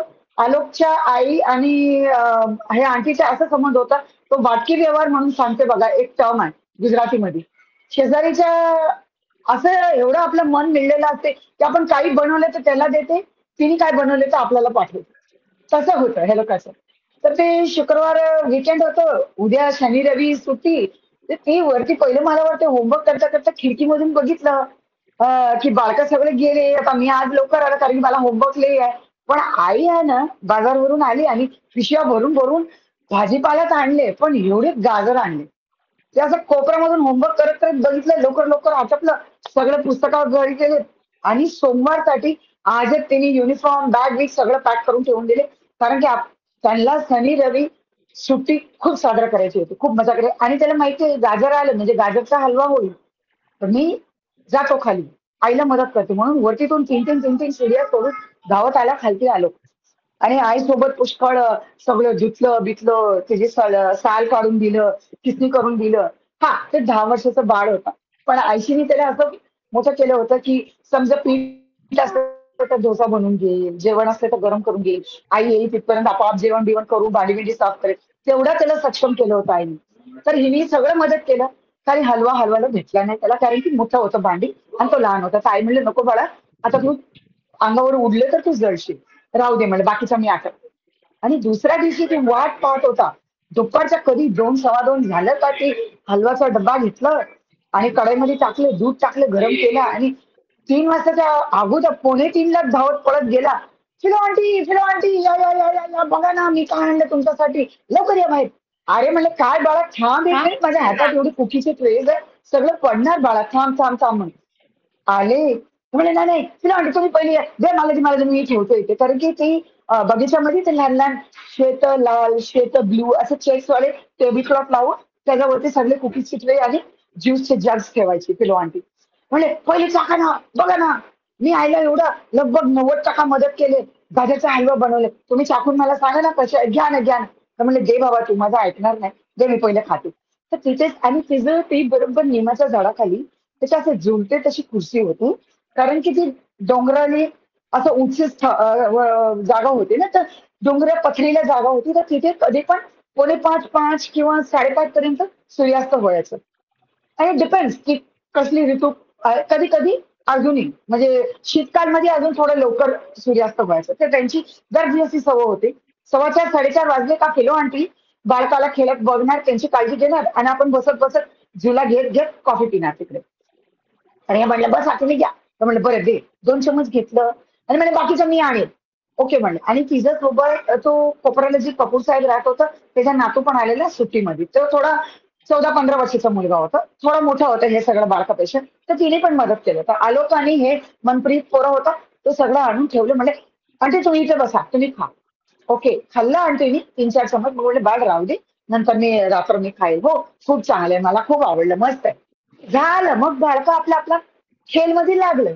पण 10 मिनिटांनी मंत्रीची बघितलं की ते झुला घेत होती फिलो आंटी, त्याचा हळूहळू करत झुला बंद झाला आणि तिचा हात असं असं असं करत बाजूला लटकते आणि हळूहळू तिची मान उजव्या बाजू लटकत लटकत खूपच खाली आणि एक पातळ एक श्वेत रंगाचा काहीतरी असं दर्या धागासारखा निघते तिच्या तोंडामधून. जवळ आलं मंत्रीचं हलवलं, म्हणलं आंटी काय झालं तुम्हाला, आंटी काय झालं. आंटी काय जबाब देईना आणि डोळे अशी फटलेले सूरज बस आता आत्माचार्य होतं म्हणजे वेळ झाली होती. आता आता काही क्षणात सूरज जाणार अलोप होणार.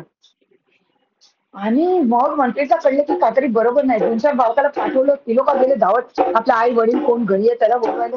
ह्यांनी आहे ते फोन केलं अँब्युलन्सला आणि पोलीस पण आली, सगळं आली. ते ही आलोक सगळं बघून खूपच घाबरले. म्हणले आंटी असं का तुम्ही डोळे उघडून उघडून असं फाडून बघतात, तुम्ही का असं करतात, का जबाब देत नाही आंटी, काय झालं तुम्हाला, सांगा ना.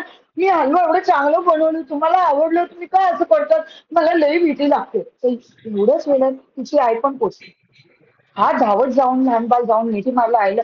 म्हणजे आई मी काय नाही केलं, मी खाली ते दूध होतं तो गरम करून मी देऊन दिला आंटीला. बघा ना आंटी खाऊन ते डॉक्टर अंकल आणि आंटी बोलतात आता आंटी नाही येणार किलो आंटी, मी काय केलं तुम्ही काय नाही केलं आंटी, मम्मा माझी काही चुकी नाही. आई म्हणले काय नाही बेळा, शांत. त्यांनी तिथून घेऊन गेले आपल्या घरी आणि 15-20 दिवस राहून रिपोर्ट आले. किलो आंटीला पण घेऊन गेले. परिणाम हे आला की किलो आंटी गेले, वारले. अँड द थिंग इज जे वस्तूला आलोक दूध समजून टाकलं होतं त्याच्या हलवामध्ये, तो श्वेत रंगाचं फिनाईल होतं जे दुधासारखं तशीच एक खाली बाटलीमध्ये होती. आणि त्या दिवशी आईला उशीर होत होतो म्हणून तिने ते आपल्या स्वयंपाक खोलीचा जे प्लॅटफॉर्म होता ते पुसून तिथे चुकून विसरून गेले होते. आणि हिने आपली घाईघाईमध्ये की मला एवढा त्याला हौस होता की बाई मी बनवले मी देते आंटीला म्हणून तिने चुकून फिनाईल टाकलं होतं. आणि हे झालं घटना तो तेव्हा ती 10 वर्षाचा होता, 11वं वर्ष चालत होता. तिथून निघून गेले, कलकत्ता शहरमध्ये गेले. आई त्याला खूप 6-7 महिना की वर्षभर तिच्या सायकॅट्रिस्ट ट्रीटमेंट झालं, काउन्सिलिंग झालं, काही किती झालं. समय वाढत गेलं. मग ती जेव्हा 17-18 वर्षाचा झालं तेव्हा त्या दिवशी काहीतरी तिच्या डोक्यात आणि तिच्या विचारमध्ये एक धागा कापलं. काय होतं, एवढा वर्षांनी कुठल्या पण झाडाला जर ते आलोकनी असं मान उंच करून बघितला, खास करून निमाच्या झाडाला, तर त्याला फिलो आंटी दिसायची मान समोर आणि हा दड असा गोल फिरायचा. कारण की त्याला सवय होती, तो तिथे पलीकडच्या डोंगरामधली जे सूर्यास्त होते ते ती बघत होती. तर हा भीती त्याला जीवनभर पकडून ठेवली होती. जे 17-18 वर्षाचं जेव्हा ते झालं ना, तेव्हा ती भीतीचा धागा कापला त्याच्या मनात, त्याच्या विचारधारामधून, की नाही म्हणले हा घेऊन मी अजून किती वर्ष मी असं जगणार, मला किती आयुष्य आहे माझ्याकडे मला नाही माहिती. तर म्हणले नाही मी तिथे परत जाईल तोच वन विभागमध्ये जिथे माझ्या बाबा पण गेले, त्याचा ऍक्सिडेंट झाला. आणि मी माझ्या बाबाला मी गुमावलं. माझ्या एवढी मावशी काय माझ्या आईसारखी होती, त्याला पण मी हे ते वन विभागामध्ये ती चांगली ती रमणीय ती वाडीमध्ये मी ते डोंगरामध्ये गेले तरीही मी परत तीच जागावर झाले. सो आज ती 38 वर्षाची आहे. He became a wild life photographer. गावी गावी क्षेत्र जाऊन पर्यावरणाचं महत्व काय आहे, पाणी कशाला स्वच्छ ठेवायचं, जंगला कशाला कापायचं नाही, आणि तो जाऊन सांगते, त्याचा सगळं प्रचार करते आणि त्याच्या कॅमेरामध्ये हा सगळं जीवनला कैद करून त्याचं महत्व काय हे दुनियाला कळवते. त्यामुळे ह्याला पुष्कळ पारितोषिक भेटलेलं आहे. He is very well honoured, well established and well felicitated photographer, wild life photographer. आणि ते परत तेच वन विभागला जिथे ते लहान होता तिथे पण ते गेलं, काम केलं, किती वर्ष तिकडे राहिलं. तर हा संपूर्ण गोष्टीचं सांगायचं तात्पर्य काय होतं, ती गोष्ट एवढीशी होती की तिच्यानी एवढी लहान चुकी झाली. पण जेव्हा तिने आपलं मनाच्या भीतीला जेव्हा त्यांनी जिंकलं ना, जग जिंकलं त्यांनी, पण जिथपर्यंत हा लहान बाळ मोठा होऊन मग अख्खा त्या तरुण वयातून जेव्हा ते पुरुष झाला तिथपर्यंत जिथपर्यंत तिने 17-18 वर्षाच्या वयापर्यंत तिने आपल्या मनाच्या भयाला तिने जिंकलं नव्हतं, तिथपर्यंत त्याच्या हातात काय नाही सापडलं. तो हिंदीमध्ये एक कहावत आहे बघा की डर के आगे जीत आहे. तर नुसतं जीत नाही, आपल्याला एक जीवनचा मार्ग पण भेटतो. म्हणून आपल्याला किती संशय असू, किती भीती लागत असू, एकदा तरी एक पाऊल पुढे घ्यायचं, आपोआप रस्ते खुलत जाणार आणि आपोआप आपल्याला मंजिल कधी पोहोचणार, काय होईल, तिचा परिणाम काय ते नंतरचा. पण हिंमत करा, स्वतःवर विश्वास ठेवा आणि आपले जे काही स्वप्न आहे ना तो साकार करायची हिंमत ठेवा आणि घ्या, पहिलं पाऊल पुढे काढा. तर किती पुढे असले तरी तुमचा अख्खा प्रवास कधी ना तर कधी संपणार आणि तुम्ही तिथे पोहोचणार जिथे तुमच्या मनाची हौस घेऊन जाते. मन जी सांगते ना ती खोटं नाही सांगेल, तिच्या ऐकावी. सो थँक्यू, तुमच्या वेळेबद्दल खूप खूप धन्यवाद. थँक्यू. व्हेरी खूप नाईस, खूप व्हेरी धन्यवाद. खूप खूप हे बघा, इम्पॉर्टंट. माझी छोटी नातीन आली आहे, त्याचं नाव टियाना आहे. हाय ते पण तुम्हाला सगळ्याला हॅलो सांगते. से हाय बेबी. हाय हाय बेबी. हाय. से हॅलो डार्लिंग. से हॅलो काका. तिथे यतीन काका आहे. यतीन काका. हाय हाय. यतीन काका बोलली आपण ऐकलं. यतीन काय काका. नाव आहे, काय काय नाव आहे तिचं? Tiana Tiu Tiana. म्हणते आम्ही. 18 हाय. महिन्याची आहे. टियू डियाना, हाय डियाना. नाही आजी नाही आजी आजी बोलायची. से हॅलो बेबी. आजी बघा, शशिकलाजी तुम्हाला आजी म्हणते. मम्मी आजीच आहे. Hi bye bye, love you bye bye. आजी. आजी फार छान झाला तुमचा परफॉर्मन्स. आजीची मैत्रीण आजीच असणार ना, आजीची मैत्रीण आजीच असणार. बरोबर आहे. फार छान झाला तुमचा परफॉर्मन्स आणि खूप इम्पॉर्टंट मेसेज त्याच्यामध्ये होता. आय थिंक शर्वरी ना Sharvari will be able to elaborated की तो किती इम्पॉर्टंट मेसेज आहे.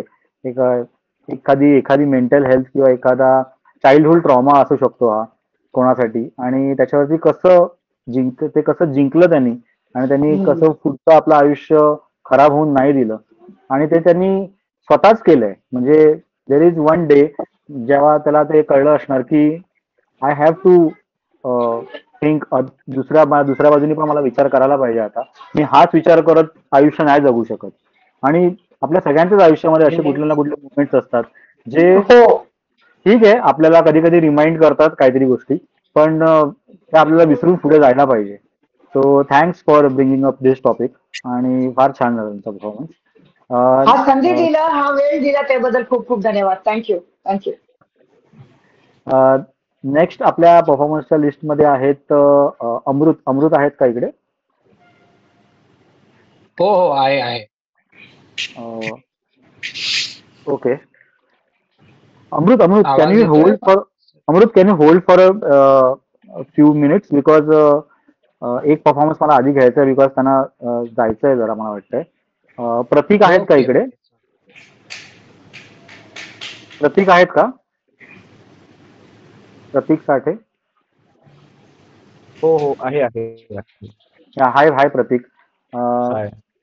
जायचं आहे म्हणजे मी यायला लेट होईल असं मेसेज केला होता. अच्छा. ओके. घेऊ का मी? हा, करू शकता तुम्ही परफॉर्म. तुमचा व्हिडिओ ऑफ आहे का? हा. ओके. हाय. पहिल्यांदाच जॉईन केलेलं आहे बोलपटला. अच्छा. कुठून कळलं तुम्हाला बोलपट बद्दल? इंस्टाग्राम वरून कळालं. ओके. आजकाल इंस्टाग्रामला कविता वगैरे सर्च करत असताना बोलपटचं सुद्धा आलं. सर्च करून बघितलं, थोडं फॉलो वगैरे केलं. आज काय परफॉर्म करणार तुम्ही? कविता की आपण बऱ्याच गोष्टी मनात असतात ज्या आपण कुणाकुणाला सांगू शकतोय, कुणाकुणाला सांगू शकत नाही. पण एक असं झालं होतं की ती गोष्ट आपण निसर्गाला जर सांगितली तर निसर्ग आपल्याशी काय बोलू शकतोय, कसं बोलू शकतोय, तर या कल्पनेतून मला ते सांगतो असं वाटतं. निसर्ग म्हणजे सगळंच, म्हणजे हवा, माती, पाणी, नदी वगैरे सगळंच.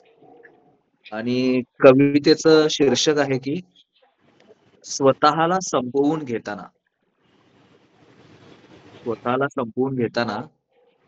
निसर्गाला मित्र तू मानून बघ, त्याच्याशी एकदा तू बोलून बघ.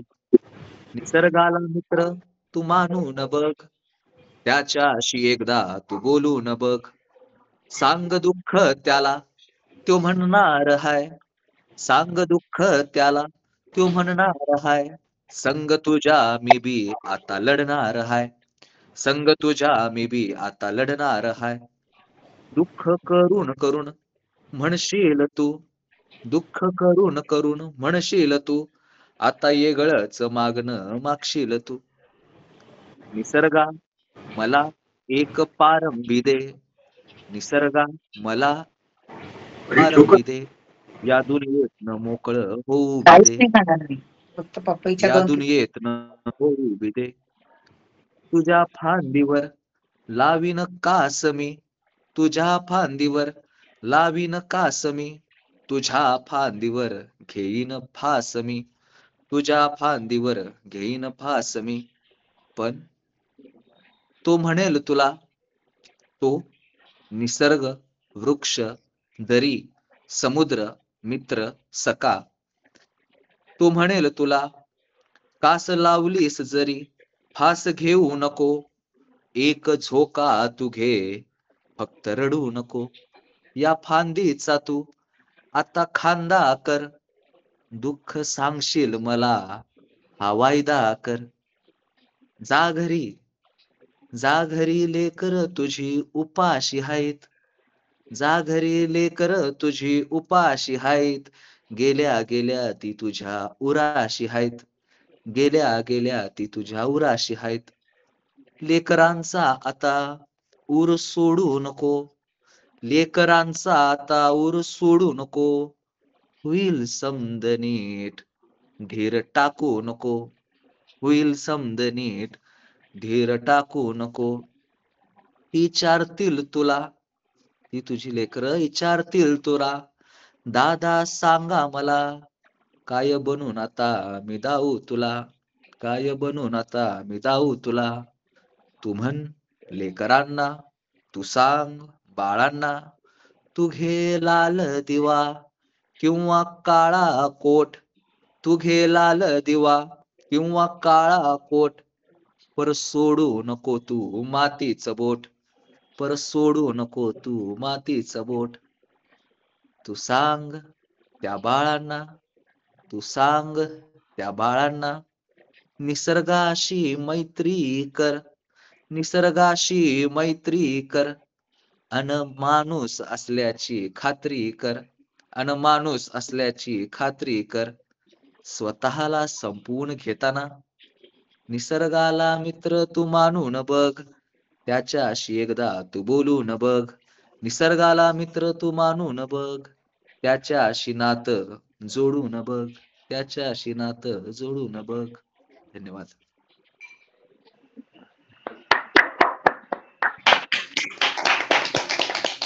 फार छान, फार छान. खूप सुंदर लिहिलंय तुम्ही. वेगळा थॉट आहे खूप. आणि जसे आपले मित्र असतात तसेच जर निसर्गाशी पण आपण मैत्री करू शकलो, खरोखर आपल्याला कुठल्याही आयुष्यामध्ये काही प्रॉब्लेम असेल तर आपण आपल्या मित्रांकडे जातो किंवा आपल्या फॅमिलीकडे जातो. तसंच हा तुम्ही विषय मांडलाय की जर खरोखर निसर्ग आपल्याशी बोलू शकला तर किती किती छान होईल. आणि मला वाटतं कुठेतरी हा विषय शेतकरी किंवा शेतकऱ्यांच्या ज्या आत्महत्या होतात त्याच्याशी थोडासा रिलेटेड होता. तर मला असं वाटतं की आत्महत्या फक्त शेतकऱ्यांचेच नाहीत सर, म्हणजे खूप विद्यार्थ्यांचे होत आहेत. हो. अनेक बऱ्याच एम्प्लॉईजच्या सुद्धा होतात की वर्कलोड मुळे सुद्धा आत्महत्या करायला लागलेत बरेच सर. हो हो. तेच झालंय की सगळे डोळे बंद करून धावतायत एका गोलच्या मागे. ते गोल अचीव केल्यानंतर पण काय होणार आहे ते त्यांना माहिती नसतं, पण ते धावतायत.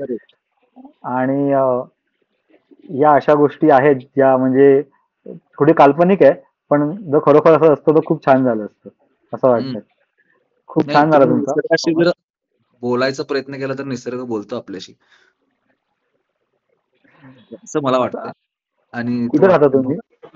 कुठे राहता तुम्ही? कुठे राहता तुम्ही? इचलकरंजी, कोल्हापूर. आमच्या मुंबईत निसर्ग बोलत नाही हो.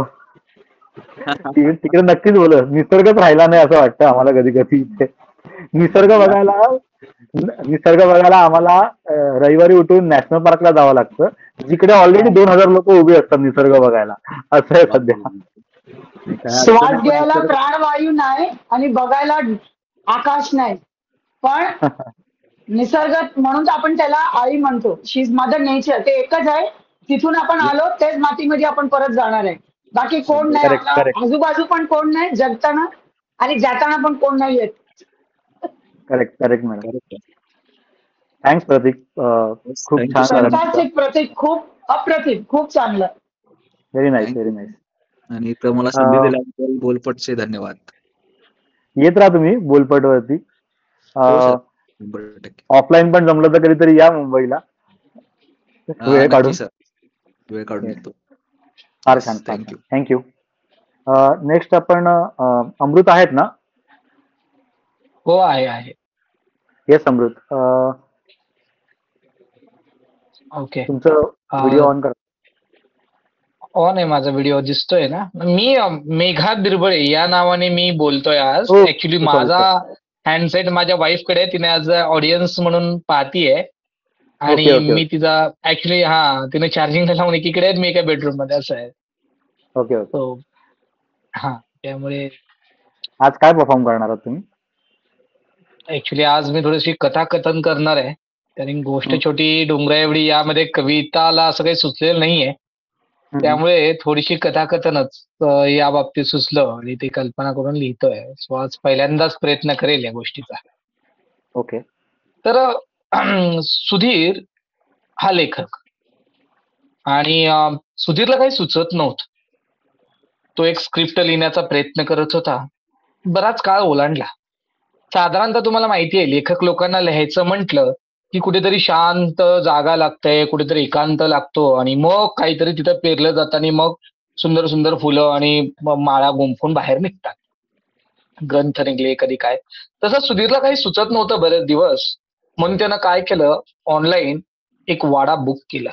म्हणजे एक छोटंसं गाव आणि गावामध्ये एक वाडा होता. तो वाडा म्हणजे एकांत डोंगरात जंगलामध्ये सुंदर अशा हवेमध्ये शांत अशी वाडा त्यानं बुक केला होता.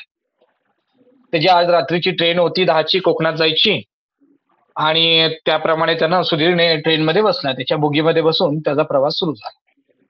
10च्या ट्रेन गेली, साधारण 11:30च्या ठोक्याला ट्रेन एका प्लॅटफॉर्मवर थांबली आणि तेथून एक स्त्री, एक साधारण त्याच्याच वयाची 30ची स्त्री ट्रेनमध्ये त्याच्या बोगीमध्ये चढली आणि त्याच्या बाजूला शीट होतं तिचं, त्यामुळे तिनं दोघांच्याही समोरासमोर नजर झाली.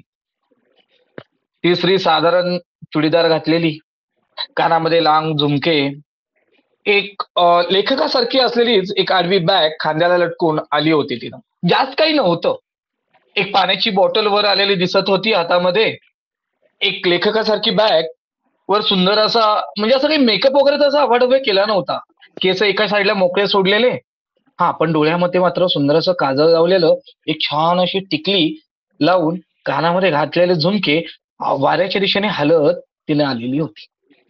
तिने त्याच्या समोर बसली, पण या सर्व पोशाखामध्ये एक पोशाख मात्र थोडासा वेगळा होता, जो म्हणजे तिची बॅग. तिच्या बॅगेचा कलर हा मिलिटरीचा होता. त्याला थोडंसं आश्चर्य वाटलं की अरे, सर्व काही तिचं एवढं व्यवस्थित आहे आणि बॅग, म्हणजे शक्यतो लेडीज ही मॅचिंग घालतात हे त्याला पाहिलं होतं आणि त्याला माहित होतं, पण तो बॅग त्यानं मिलिटरीची का घातली असेल बाबा, बरं नवीन आलेला विचारावं तरी कसं. मग तिनं बसली आणि ट्रेन चालू झाली. ट्रेन चालू होतानाच याला थोडासा ठसका आला. मग हा पाण्याची बॉटल शोधत असताना अचानक तिनं म्हणली, तुम्हाला ठसका लागलाय का, हे घ्या पाणी. तिचा खूप सुंदर आणि मधुर आवाज हे घ्या पाणी हे त्याच्या कानावर पडताच त्यानं त्याच्याकडे पाहिलं. न कळत त्याचा हात पुढे गेला आणि पाणी घेतलं आणि 2 घोट पाण्याचे पिला आणि थोडंसं बरं वाटलं, एकदम त्याला शांत वाटलं आणि तो म्हणाला, धन्यवाद, मी आल्यापासून तुम्हाला पाहत होतो. नाही म्हणजे मी तुम्हाला पाहिलं होतं. नाही नाही ठीक आहे, तुम्ही काही बोलू नका, चालेल. पाणी पितलं, आता कसं वाटतंय तुम्हाला, बरं वाटतंय. तिने प्रेमळ आणि आपुलकीने बोलत होती. तिचे 4 शब्द आणि दिलेलं पाणीची बॉटल देखील त्याला खूप आपलेसा वाटत होता. का काही माहित नाही. अजून 1 तास देखील ओलांडला नव्हता. मग न राहून त्यानं विचारलंच, का हो, तुम्हाला एक प्रश्न विचारू का. हा विचारा. तुमचं नाव काय. काय हो, हा काय प्रश्न आहे काय. ठीक आहे, माझं नाव सुप्रिया. सुप्रिया म्हणताच तो थोडासा 2 मिनिटं शांत झाला. का हो, काय झालं. सुप्रिया. नाही नाही काही नाही सहज विचारलं. बर सुप्रियाजी, तुमचा जो सगळं काही तुम्ही म्हणजे छान दिसता, बरं सुंदर दिसता, पण ती जरा बॅग काय, बॅगेचा कलर म्हणजे असं मिलिटरीचा का बरे. काही नाही ते असं सोडून द्यावं, काही खूप मोठी गोष्ट नाहीये ती. अरे मग छोटी गोष्ट तर सांगा ना, काय आहे ते. काही नाही सोडून द्यावं. म्हणला ठीक आहे, तिला सांगायचं नसेल का, मेंढी दिसते असं त्याच्या मनामध्ये तनच बोलला आणि परत पुढे चला. मग तरी देखील त्याच्या मनामध्ये तो प्रश्न उलगडतच होता. चालता पण 2 दिवस झाले जसा त्यानं वाडा बुक केलाय त्याच्या मनामध्ये 4 वाक्यांची कविता ही दरळत होती. जशी की 4 ओळी म्हणतात ना, की रात्रीची म्हणजे सहज रात्रीचं वाऱ्याचं सळसळणं, शब्द कुठेतरी हरवले, वाडा जुना पण आवाज नवाच, माझ्या आत काही जागं होतंय काय, ती कुणीतरी आहे इथे पण मी तिला ओळखत नाही काय, की ओळखत आहे काय, हा प्रश्न मात्र त्याच्या मनामध्ये पडलेला आहे. कसे बसे सकाळचे 10 वाजले आणि ते प्लॅटफॉर्मला गाडी थांबली. दोघेही उतरले आणि रात्रभर ते झोपले होते. जास्त असा काही त्यांचा संवाद झाला नाही. शेवट तिनं विचारलं, अहो तुमचं नाव काय बरे, आपण विचारत राहिलं. अरे माझं नाव सुधीर. अच्छा सुधीर आहे काय. ते म्हटलं हो. का हो. नाही छान नाव आहे बरे, मला आवडलं. मग हा त्याच्या तोंडावर थोडीशी स्माईल आली आणि गालातली खरी होऊन तो पुढे गेला. बर मग कुठे चाललात म्हणली. अहो ती सोरतापवाडी आहे ना, त्याच्यामध्ये एक गाव आहे, त्या गावामध्ये म्हणजे सोरतापवाडी तिथे एक घर बुक केलंय, म्हणजे वाडा आहे. मी थोडासा लेखक आहे. ओ अच्छा, तुम्ही पण लेखक का. मी पण लेखिका आहे आणि मी तेच कालच बुक केलंय. तुम्ही देशपांडेकडून बुक केलं का. म्हणले हो. अरे काय योगायोग पहा, मी पण लेखिका आहे आणि मलाही काही सुचत नाहीये म्हणून मी बुक केलेलं आहे. अरे वा काय योगायोग. मग तर काय याच्या मनामध्ये लड्डूच फुटले. लेखक असून लेखकचा विसर सोडून तो प्रेमातच पडला की काय असं झालं. मग दोघंही शेअर करत पुढे निघाले. एकामेकाला एकामेकाचं लेखन वाचून दाखवलं, कोणी कविता सांगत होतं. हसत हसत त्या गावात उतर त्या गावात उतरल्यावर जणू काय हिच्या बॅगेतून एक एक गोष्ट बाहेर पडत होती. जसं की याला आवडणारे मॅरीगोल्डचे बिस्किट असतील किंवा पार्लेचे असतील, याला आवडणारे कुठली गोष्ट म्हणजे तिच्या बॅगेतून सतत बाहेर येत होतो. आणि आश्चर्यचकित, अरे हिरं काय करतेय नक्की, त्यावर संभ्रमात पडला. मग तिथे गेले. दोघेही गेल्यानंतर पाहिलं वाडा, जुना वाडा, समोर एक विहीर, एक वडाचं झाड त्यामध्ये, आणि सळसळणारा सुंदर असा थंडगार वारा, आणि दोघांनी पाऊल टाकलं.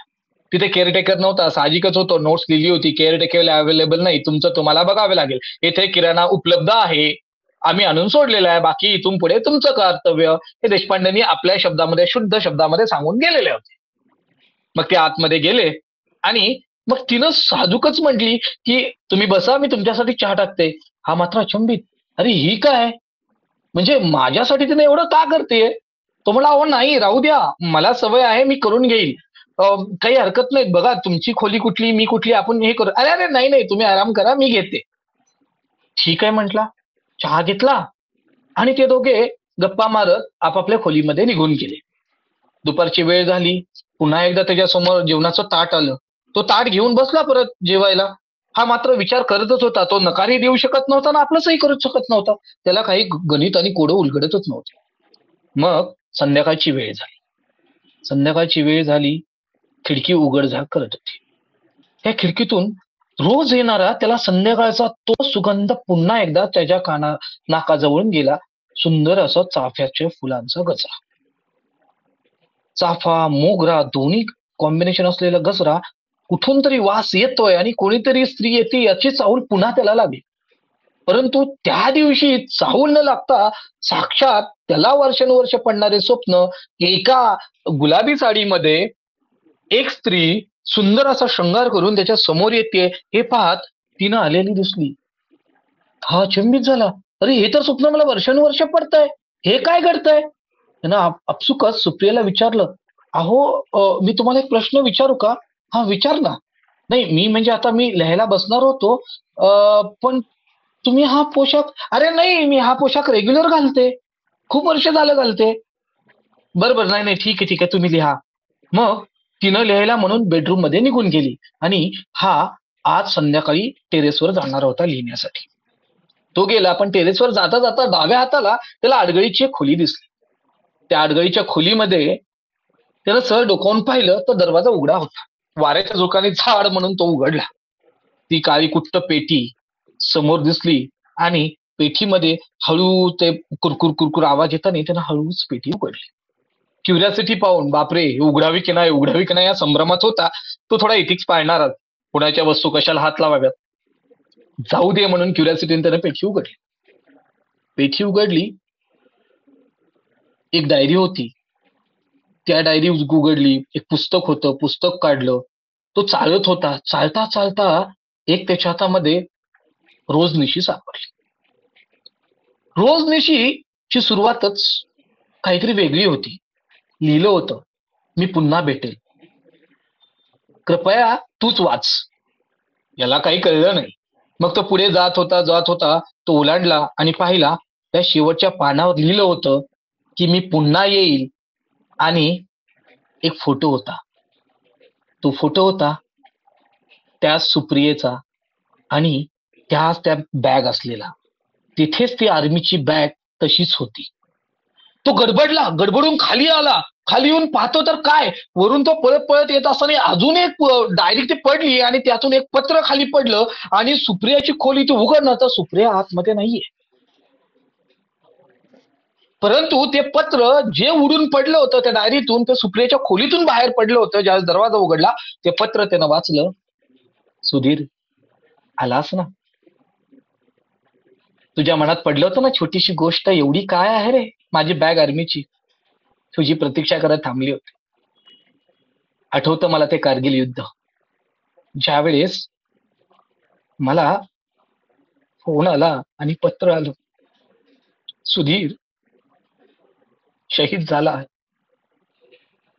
त्या दिवशीपासून मात्र मी तुझी वाटच पाहत होते. अरे कल्पना नव्हती लग्न झाल्यानंतर 6 ते 7 महिन्यात तू जाशील. तुझी आठवण म्हणून ती बॅग मात्र माझ्याजवळ कायम होती. त्या बॅगेसोबत मी तुझी ती बॅग आयुष्यभर सांभाळलं आणि ती घेऊन मी चालत होते. आज तू येथे आलास नव्हतास. तुला आणलं गेलं होतं आणि तुझ्या मनामध्ये सकाळपासून जे शब्द चालले होते, पण मी तिला ओळखत नाही. अरे वेड्या, तू ओळखतोस. मी तुला जाणवत होते, मी पाहत होते. आणि सुधीर स्तब्ध झाला. बघा ना कसं असतं आर्मीच्या लोकांचं. एकीकडे युद्ध चालू असतं, कधी निघून जातात आणि शहीद होऊन येतात. इकडे मात्र कुटुंब, स्त्री, बायका, पोरं सगळं काही सुन्न होऊन वाट पाहत असतं. मग कुठेतरी दुसऱ्या जन्मी येऊन ते आपल्याला आठवण करून देतात आणि भेटतात.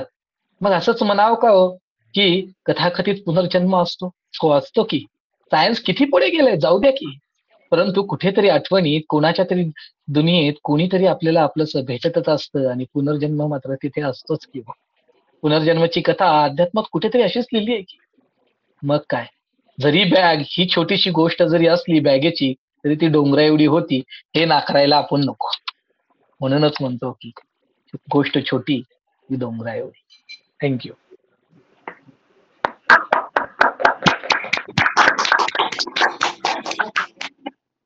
फार फार छान झालं, फार छान झालं. सुरुवातीपासूनच असं कळत नव्हतं की काय शेवटी सस्पेन्स असणार आहे. आज आपल्याला सगळ्या पद्धतीचे परफॉर्मन्स बघायला मिळाले. तर एक शेवटचा एक हा सस्पेन्स वाला पण परफॉर्मन्स आपल्याला बघायला मिळाला.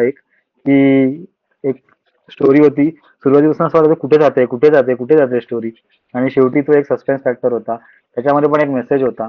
आणि सगळ्याच आर्मीवाल्यांसाठी एक सल्यूट आपल्याकडनं की त्यांचे ते जे आपल्यासाठी करतायत, आपल्याला कळत पण नाहीये की काय होतंय. आपण इकडे आरामात बसलोय आणि आपल्यासाठी कोणतरी तिकडे उभे आहेत आणि त्यामुळे आपण इकडे सगळे सेफ आहोत.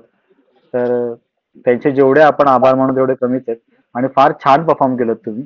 आणि तुमच्या स्टोरी टेलिंगची जी पद्धत आहे आणि तुमचं जे पूर्ण ओव्हरऑल स्टोरी टेलिंगची पद्धत आहे ती खूप छान आहे. मजा आली ऐकायला. अँड असंच परफॉर्म करत राहा, पुढे बोलपटवर येत राहा. भेटत राहू आपण. नेक्स्ट परफॉर्मर आहे स्मिता. आहे का इकडे स्मिता?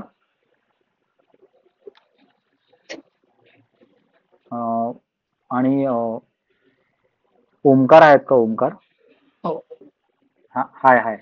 ओमकार फाळके राईट? नाही, प्रभू का? ओके, ठीक आहे.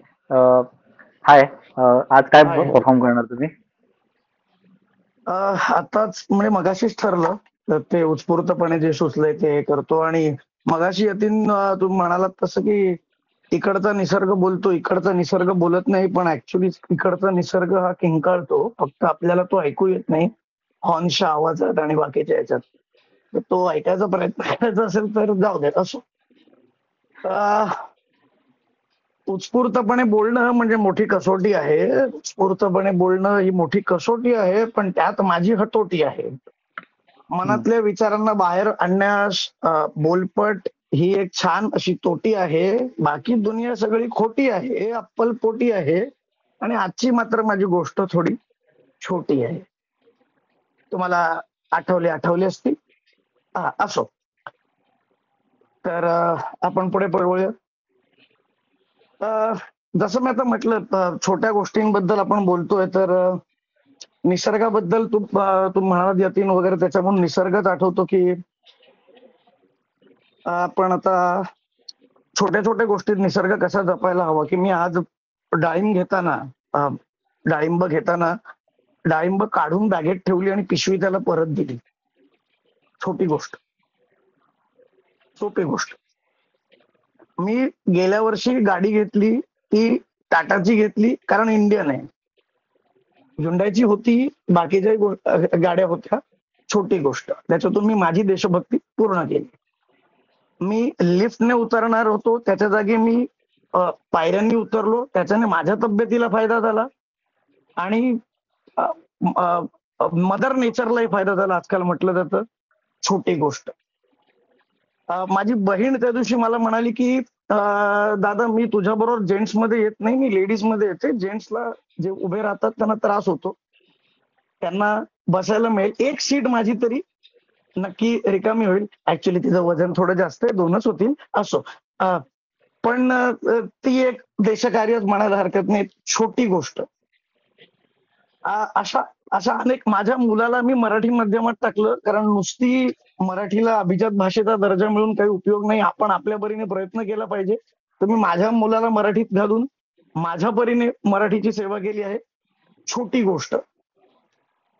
अशा अनेक गोष्टी मोजता येतील, सांगता येतील, पण आता वेळेचाही अभाव आहे आणि असो बरीच जण कंटाळतील या कशाच कदाचित या एकतर्फी बोलण्याला. मी माझ्या बोलण्यातून मराठीतून अजूनही श म्हणजे भाषेतला श आणि बाणातला ण अजूनही मोडीत काढला नाहीये. छोटी गोष्ट. हे सगळं आता सुचतंय ते आता मी सांगतो उत्स्फूर्तपणे. जसं मी सांगितलं की त्याच्यात माझी थोडी हतोटी आहे. आपण आपापल्या परीने, आणि मी असं नाही म्हणत की हे माझंच हे आहे, प्रत्येक जण करतोय. माझी बहीण किंवा मी किंवा माझी बायको करते असं नाहीये. तर प्रत्येक जण आपापल्या परीने करतोय. कसं म्हणजे थेंब थेंब मिळून माझी घागर बनते माझी घागर. थेंब थेंब मिळून बनते माझी घागर. आणि अशी प्रत्येकाची घागर घागर मिळून बनतो एक अख्खा सागर. तर आपण आज आपण हेच प्रयत्न करूयात की आपण थेंबापासून घागरीपर्यंत आणि घागरापासून सागरापर्यंतचा प्रवास हा सुरू करूयात. पुढे त्याला किती यश मिळेल ही वेगळी गोष्ट आहे, पण गोष्ट छोटी आहे. धन्यवाद संधी दिल्याबद्दल. फारच छान, फारच छान ओंकार. तुम्ही काय बोलायचा प्रयत्न करता ते आम्हाला कळलं की तुमची गोष्ट छोटी नाही. तुमची गोष्ट छोटी नाहीये आणि हे खरं आहे. आणि मला असं वाटतं की प्रॉब्लेम आपला असा प्रॉब्लेम झाला की आपल्याला असं वाटतं की तुम्ही आज जे सगळ्या गोष्टी सांगितल्या त्या जर आपण कोणाला करताना बघितलं तर आपण त्याला मूर्ख म्हणतो. काय एक पिशवी होती डाळिंब घेऊन जायचं ना. गेल्या आठवड्यात मासे आणायला गेलो ना मासे मार्केट मध्ये, तर मी डबा घेऊन गेलो मासे घेण्यासाठी. तर त्या कोळणीने मला वेडा म्हणूनच बघितलं. तर ते प्रत्येक वेगळा करणारा माणूस हा वेडाच ठरतो. असो, तेच आहे. आपण सगळे फॉलो करतोय नुसतं, जसं चाललंय तसं. कोणतरी काहीतरी चेंज करायला पाहिजे आणि तो चेंज असा पॉझिटिव्ह असेल तर खूपच फायदा होईल. जसं तुम्ही म्हणालात की जशा ज्या गोष्टी तुम्ही आता आम्हाला सांगितल्यात या सगळ्या गोष्टी जर आपण करायला जातो तेव्हा लोक आपल्याकडे बघतात की अरे हा काय वेडा आहे की काय, असं काय करतोय. पण ऍक्च्युली या गोष्टी आपल्याला सगळ्यांना करायला पाहिजेत. तर थेंबे थेंबे तळे साचे म्हणतात तसंच आहे, तुम्ही म्हणालात तसं. आणि फार छान तुम्ही सादरीकरण केलं, फार छान. आणि आठवलेवाला जो तुमचं हे होतं जोक, तो मला पोचला. मला माहिती आहे बाकीच्यांना पोचला की नाही ते, पण फार छान. नेक्स्ट स्मिता नाही आहे ना. I think Smita is not here. So last performer आहेत जगदीश. जगदीश आलेत का? हो, आज थोडा उशीर झाला यायला, पण आहे. Yes yes. Hi Jagdish. Hello. So मी डायरेक्टली ऑफिस कॉलवरनं इकडे स्विच केलंय. सो थोडा अवतारातच आहे, बट ठीक आहे. सो आज काय करणार परफॉर्म? मी एक गझल सादर करतो आणि त्याच्यानंतर एक सरप्राईज पीस आहे जो ह्या ओपन माईकचा टॉपिक कळाल्यानंतर लिहिला होता. तर सुरुवात करतो एका गझलेने की हल्ली उगाच आयुष्याची धडपड चालू आहे. हल्ली उगाच आयुष्याची धडपड चालू आहे. खरे पाहता धडपड कसली पडझड चालू आहे. तसे पाहता माझे सगळे फक्कड चालू आहे. तसे पाहता माझे सगळे फक्कड चालू आहे. असे पाहता सारे सारे गडबड चालू आहे. कधीपासून श्वासांचाही हिशेब चुकतो आहे. कधीपासून श्वासांचाही हिशेब चुकतो आहे. म्हणून बहुधा जमलेल्यांची ओरड चालू आहे. फक्त एवढे हे भगवंता मनात चलते आहे. फक्त एवढे हे भगवंता मनात चलते आहे. माझ्यासोबत तिची उगाचच परवड चालू आहे.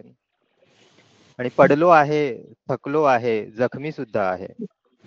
पडलो आहे, थकलो आहे, जखमी सुद्धा आहे, परंतु अजूनही हरलो नाही, फडफड चालू आहे. आणि शेवटचं शेर आहे की जरी वाटते जगणे बरेच अवघड चालू आहे. जरी वाटते जगणे बरेच अवघड चालू आहे. जरी वाटते जगणे बरेच अवघड चालू आहे.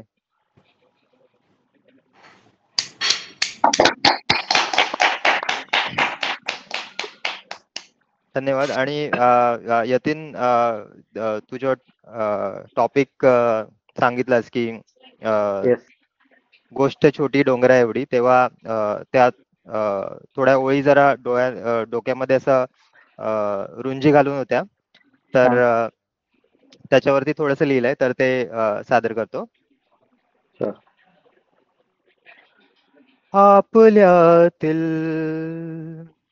अंतरा एवढी, आपल्यातील अंतरा एवढी, गोष्ट छोटी डोंगरा एवढी, गोष्ट छोटी डोंगरा एवढी.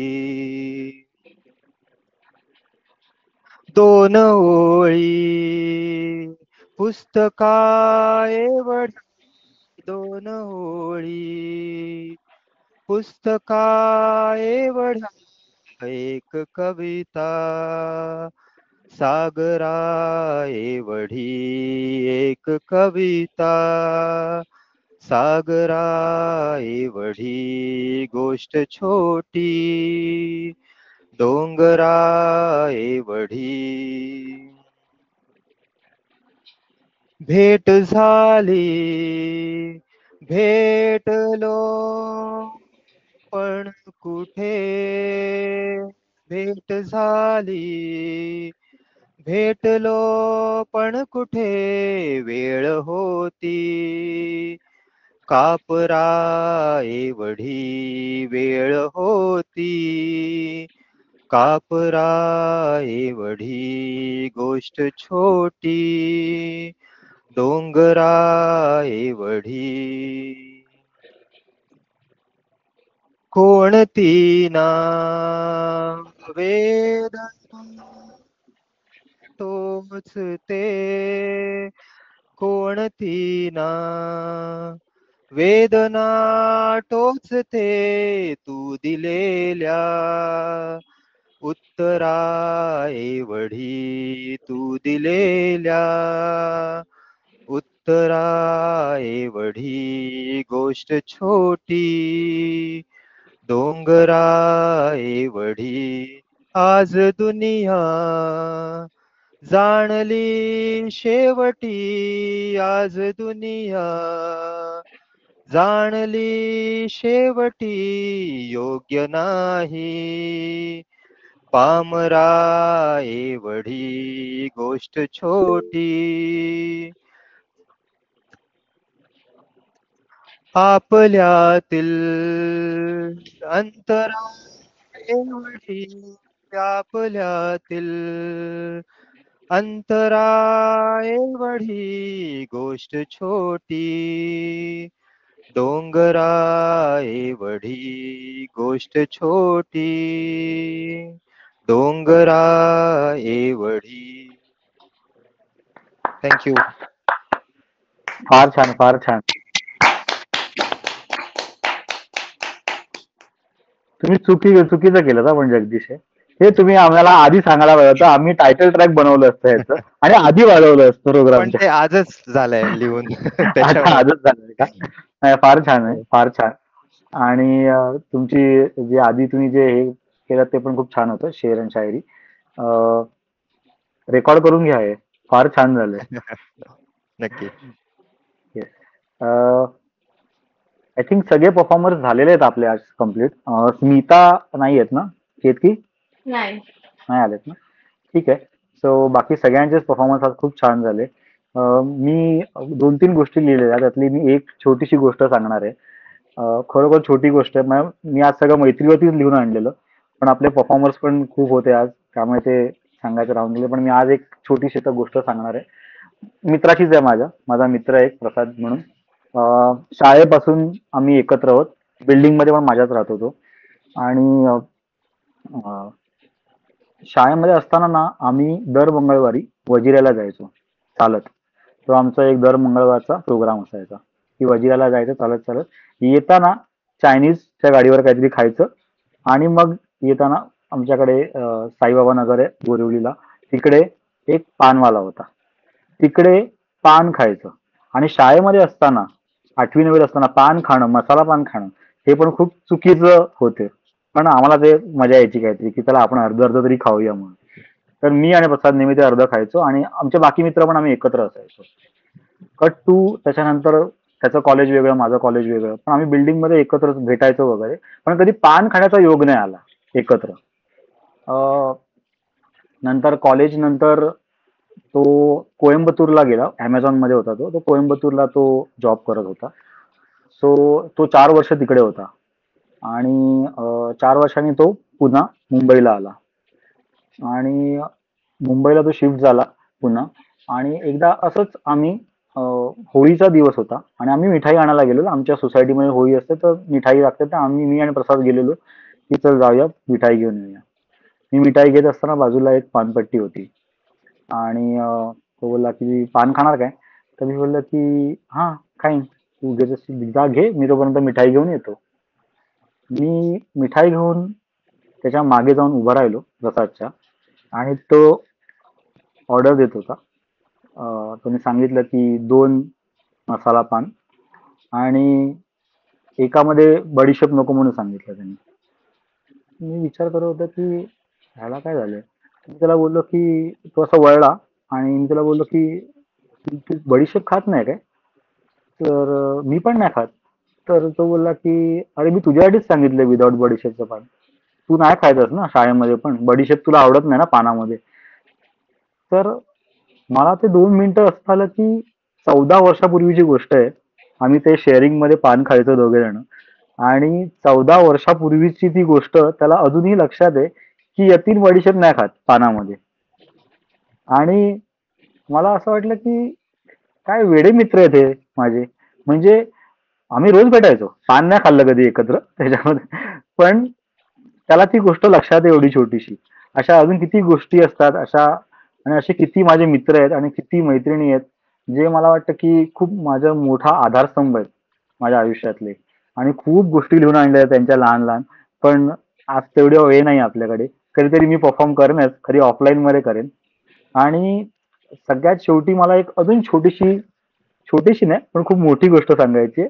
टायमिंग वाईज छोटी आहे पण खरोखर मोठी आहे. कॉलेज पासून मी हे आधी पण सांगितलंय, केतकी आणि शर्वणीने कधी ऑफलाईन मध्ये ऐकलं असेल, मी ऑनलाईन मध्ये मी परफॉर्म करताना सांगितलेलं की कॉलेजमध्ये असताना रॉकस्टार हा मूवी, रॉकस्टार काय म्हणतो सॉरी, रॉक ऑन हा मूवी बघायला आम्ही गेलेलो फ्रेंड्स. आणि तो मूवी बघितल्यानंतर आम्ही सगळ्यांनी ठरवलं की बस झाला अभ्यास वगैरे, आपण काहीतरी म्युझिक मध्येच करायचं, बस अभ्यास वगैरे काय नाही करायचा आता. म्हणजे लिटरली CA चे 2 एक्झाम पास झालेलं, पण अचानक ठरवलेलं की नाही आता अभ्यास नाही करायचा, आता काहीतरी म्युझिक मध्येच करायचं आपण. आणि माझा मित्र आहे विशाल, तो कीबोर्ड वाजवायचा आणि मी गाणी वगैरे लिहायचो. तर गाणी लिहायला सुरुवात केली, कविता लिहायला सुरुवात केली, काय ना काय लिहिलं, कोणाच्या बर्थडेसाठी लिहिलं, कधी माझ्या बायकोसाठी लिहिलं, ती माझ्याच कॉलेजला होती. तर असं काय ना काय चालू असायचं आमचं. आणि तो कीबोर्डवरती वाजवायचा, आम्ही रेकॉर्ड करायचो. आणि कॉलेज संपलं, CA झालो, मग सर तो जॉबला लागला, मी प्रॅक्टिस मध्ये आलो. आणि ती जी अख्खी डायरी आहे ती डायरी कपाटात गेली. कधीतरी कुठेतरी गेलो पिकनिकला की ती डायरी घेऊन जा, त्यातल्या 1-2 कविता किंवा गाणी कोणाला तरी ऐकवा, एवढंच काय ते त्याचं हे राहिलं त्या डायरीचं. आणि ती डायरीवरती स्टिकर पण आहे रॉकॉनचं स्टिकर आम्ही कुठून तरी शोधलेलं आणि ते स्टिकर छापून त्या डायरीवर होतं. आणि माझी जी नीस आहे निकिता, तिच्या थ्रू मला बोलपट बद्दल कळलं खूप वर्षांनी. म्हणजे मला वाटतं आता 15 वर्ष झाली ती डायरी आतमध्येच आहे आणि कधीतरी ती बाहेर येते, त्याला पूर्ण धूळ लागलेली असायची किंवा ती पानं पण आता खिळखिळी झाली आहेत. आणि केतकी आणि शर्वरी या दोघींमुळे हे पॉसिबल झालं की ती डायरी आता बाहेरच असते आणि त्यात लिहिलेल्या कविता, त्यात लिहिलेली हिंदी गाणी पण मी मराठीत ट्रान्सलेट करत असतो आणि मला परफॉर्म करायची ती संधी मिळते. किती मोठी संधी या दोघींनी आपल्या सगळ्यांना दिलेली आहे. मला वाटतं सगळेच ऍग्री करतील इकडे की मराठीसाठी खरोखर मंच नाही आहेत तेवढे, आणि असले तरी ते तेवढे रिचेबल नाही आहेत. तर या दोघींनी ते पॉसिबल केलंय आणि ही गोष्ट खरोखर खूप मोठी आहे आणि मला असं वाटतं की गोष्ट मोठी हिमालय एवढी आहे. ही गोष्ट छोटी डोंगरा एवढी नाहीये. तर या दोघींना पण मला दोघींचे पण खूप आभार मानायचे की त्यांनी हा प्लॅटफॉर्म आपल्या सगळ्यांना, आणि जशी ही माझी स्टोरी आहे, तो रॉक ऑन मूवी बघितल्यापासून आजच्या दिवशी जेव्हा मी हा ऑनलाईन शो होस्ट करतोय, तशी प्रत्येकाची इकडे स्टोरी असेल. ज्यांनी इकडे फर्स्ट टाइम पण परफॉर्म केलंय त्यांच्यासाठी पण, आणि जे इथे रेग्युलरली परफॉर्म करतात त्यांच्यासाठी पण, ही एक खूप मोठी गोष्ट आहे. बोलपट हा विषयच खूप मोठा आहे आपल्यासाठी. तर जसा तुमचा अनुभव सांगितला ना यतीन, तर ही हिंदीमध्येच कविता लिहायची, पण आता हिंदीच्या कविता मराठी ट्रान्सलेट करून मराठीमध्ये कार्यक्रम देते. माझं मराठी इतकं चांगलं नाही, हिंदी माझी स्टोरी टेलिंग वर अगदी वेगळंच असतं. पण म्हटलं आता चला सुरुवात करूया, थोडं काही हरकत नाही. फार छान. केतकी आणि Sharvari, I think that's it. सगळे परफॉर्मर्स येऊन गेलेले होता आणि सगळ्यांना थँक्स, आणि खूप छान परफॉर्मन्सेस झाले. सगळ्यांच्या स्टोरीज, सगळ्यांच्या कविता. जगदीशने गाणं केलं इकडे परफॉर्म, आणि फर्स्ट टाइम परफॉर्मर एक होत्या, त्यांचं पण Aarti, I think she is not here. तर सगळ्यांनाच थँक्स. परफॉर्म करत राहा असेच आपण भेटत राहू. 1 तारखेला, 4 तारखेला चारोळी असतीलच, आणि आपला 5 तारखेला ऑफलाईन ओपन माईक आहे कम्युन बरोबर टायअप असलेला. प्लीज सगळ्यांनी रजिस्टर करा आणि आपण सगळे भेटूच तिकडे ऑफलाईन. तेव्हा आपण आज काय काय कविता आणि काय स्टोरी टेलिंग त्याच्यावरती पण डिस्कशन करू. 5 तारखेला भेटू तेव्हा. I hand it over to Ketaki. Yatin खूप खूप अभिनंदन. तुमचे स्वप्ने कधी पण जागे ठेवा, त्याला जिवंत ठेवा, आणि रोटी कपडा मकान तर आहेच, दॅट्स ओके. खरंय महत्वाचं आहे कारण की शेवटला तुमच्या सोबत तुम्ही राहतात, राईट आणि तुमचा मन असतो. So take care of it. Many congratulation and write your heart out. More part to your pen. तुमची कलम अजून चमकवायला पाहिजे. सगळे स्वप्न साकार करा, तुम्ही करा. Thank you. All the best. Thank you. Thank you Yatin. Thank you. खूप मोठी पावती दिली आज बोलपटला. आणि बोलपट जरी शर्वरी आम्ही चालू केला असेल तरी आम्ही फक्त निमित्त आहोत. बोलपट तुमचाच आहे. बोलपट तुमचं घर आहे. कधीही या, हक्काने या. आणि आता सांगायची गरज नाहीये, तुम्हाला ते आपलं वाटायलाच लागले. आज बरेच नवीन लोक पण आले. प्रतीक होता, अजून 1-2 जण नवीन होते, गीतांजली होती, तुझी गीतू आणि आरती. सगळ्यांनी खूप खूप सुंदर परफॉर्म केलं, म्हणजे त्यात तर वादच नाहीये. तर तुम्ही आलात, आणि जे परत येते, दीपा आहे, अमृत आहे, त्यांचं तर नेहमीच स्वागत आहे. म्हणजे पहिल्यांदा आला, तुम्ही आलात, खूप बरं वाटलं. परत या, आम्हाला नक्की भेटा. आणि अजून काय इतकंच बोलते, आजचा खूप छान झाला. एरवी आम्ही रिपीट परफॉर्मन्स ऑडियन्स मधलं कोणी घेतो, पण आज 10 वाजले, तर आपण इथे संपूया. आणि गुड नाईट एवढं. 5 तारखेला या, ज्यांना शक्य आहे. सुमोदिनीबाईंनी रजिस्टर केलंय, बऱ्याच लोकांनी केलंय ऑलरेडी.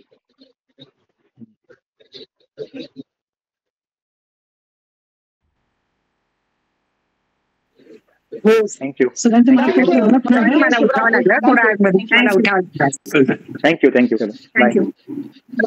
तुमच्या प्रतिक्रियेसाठी आम्ही ओपन करतोय ग्रुप. येस.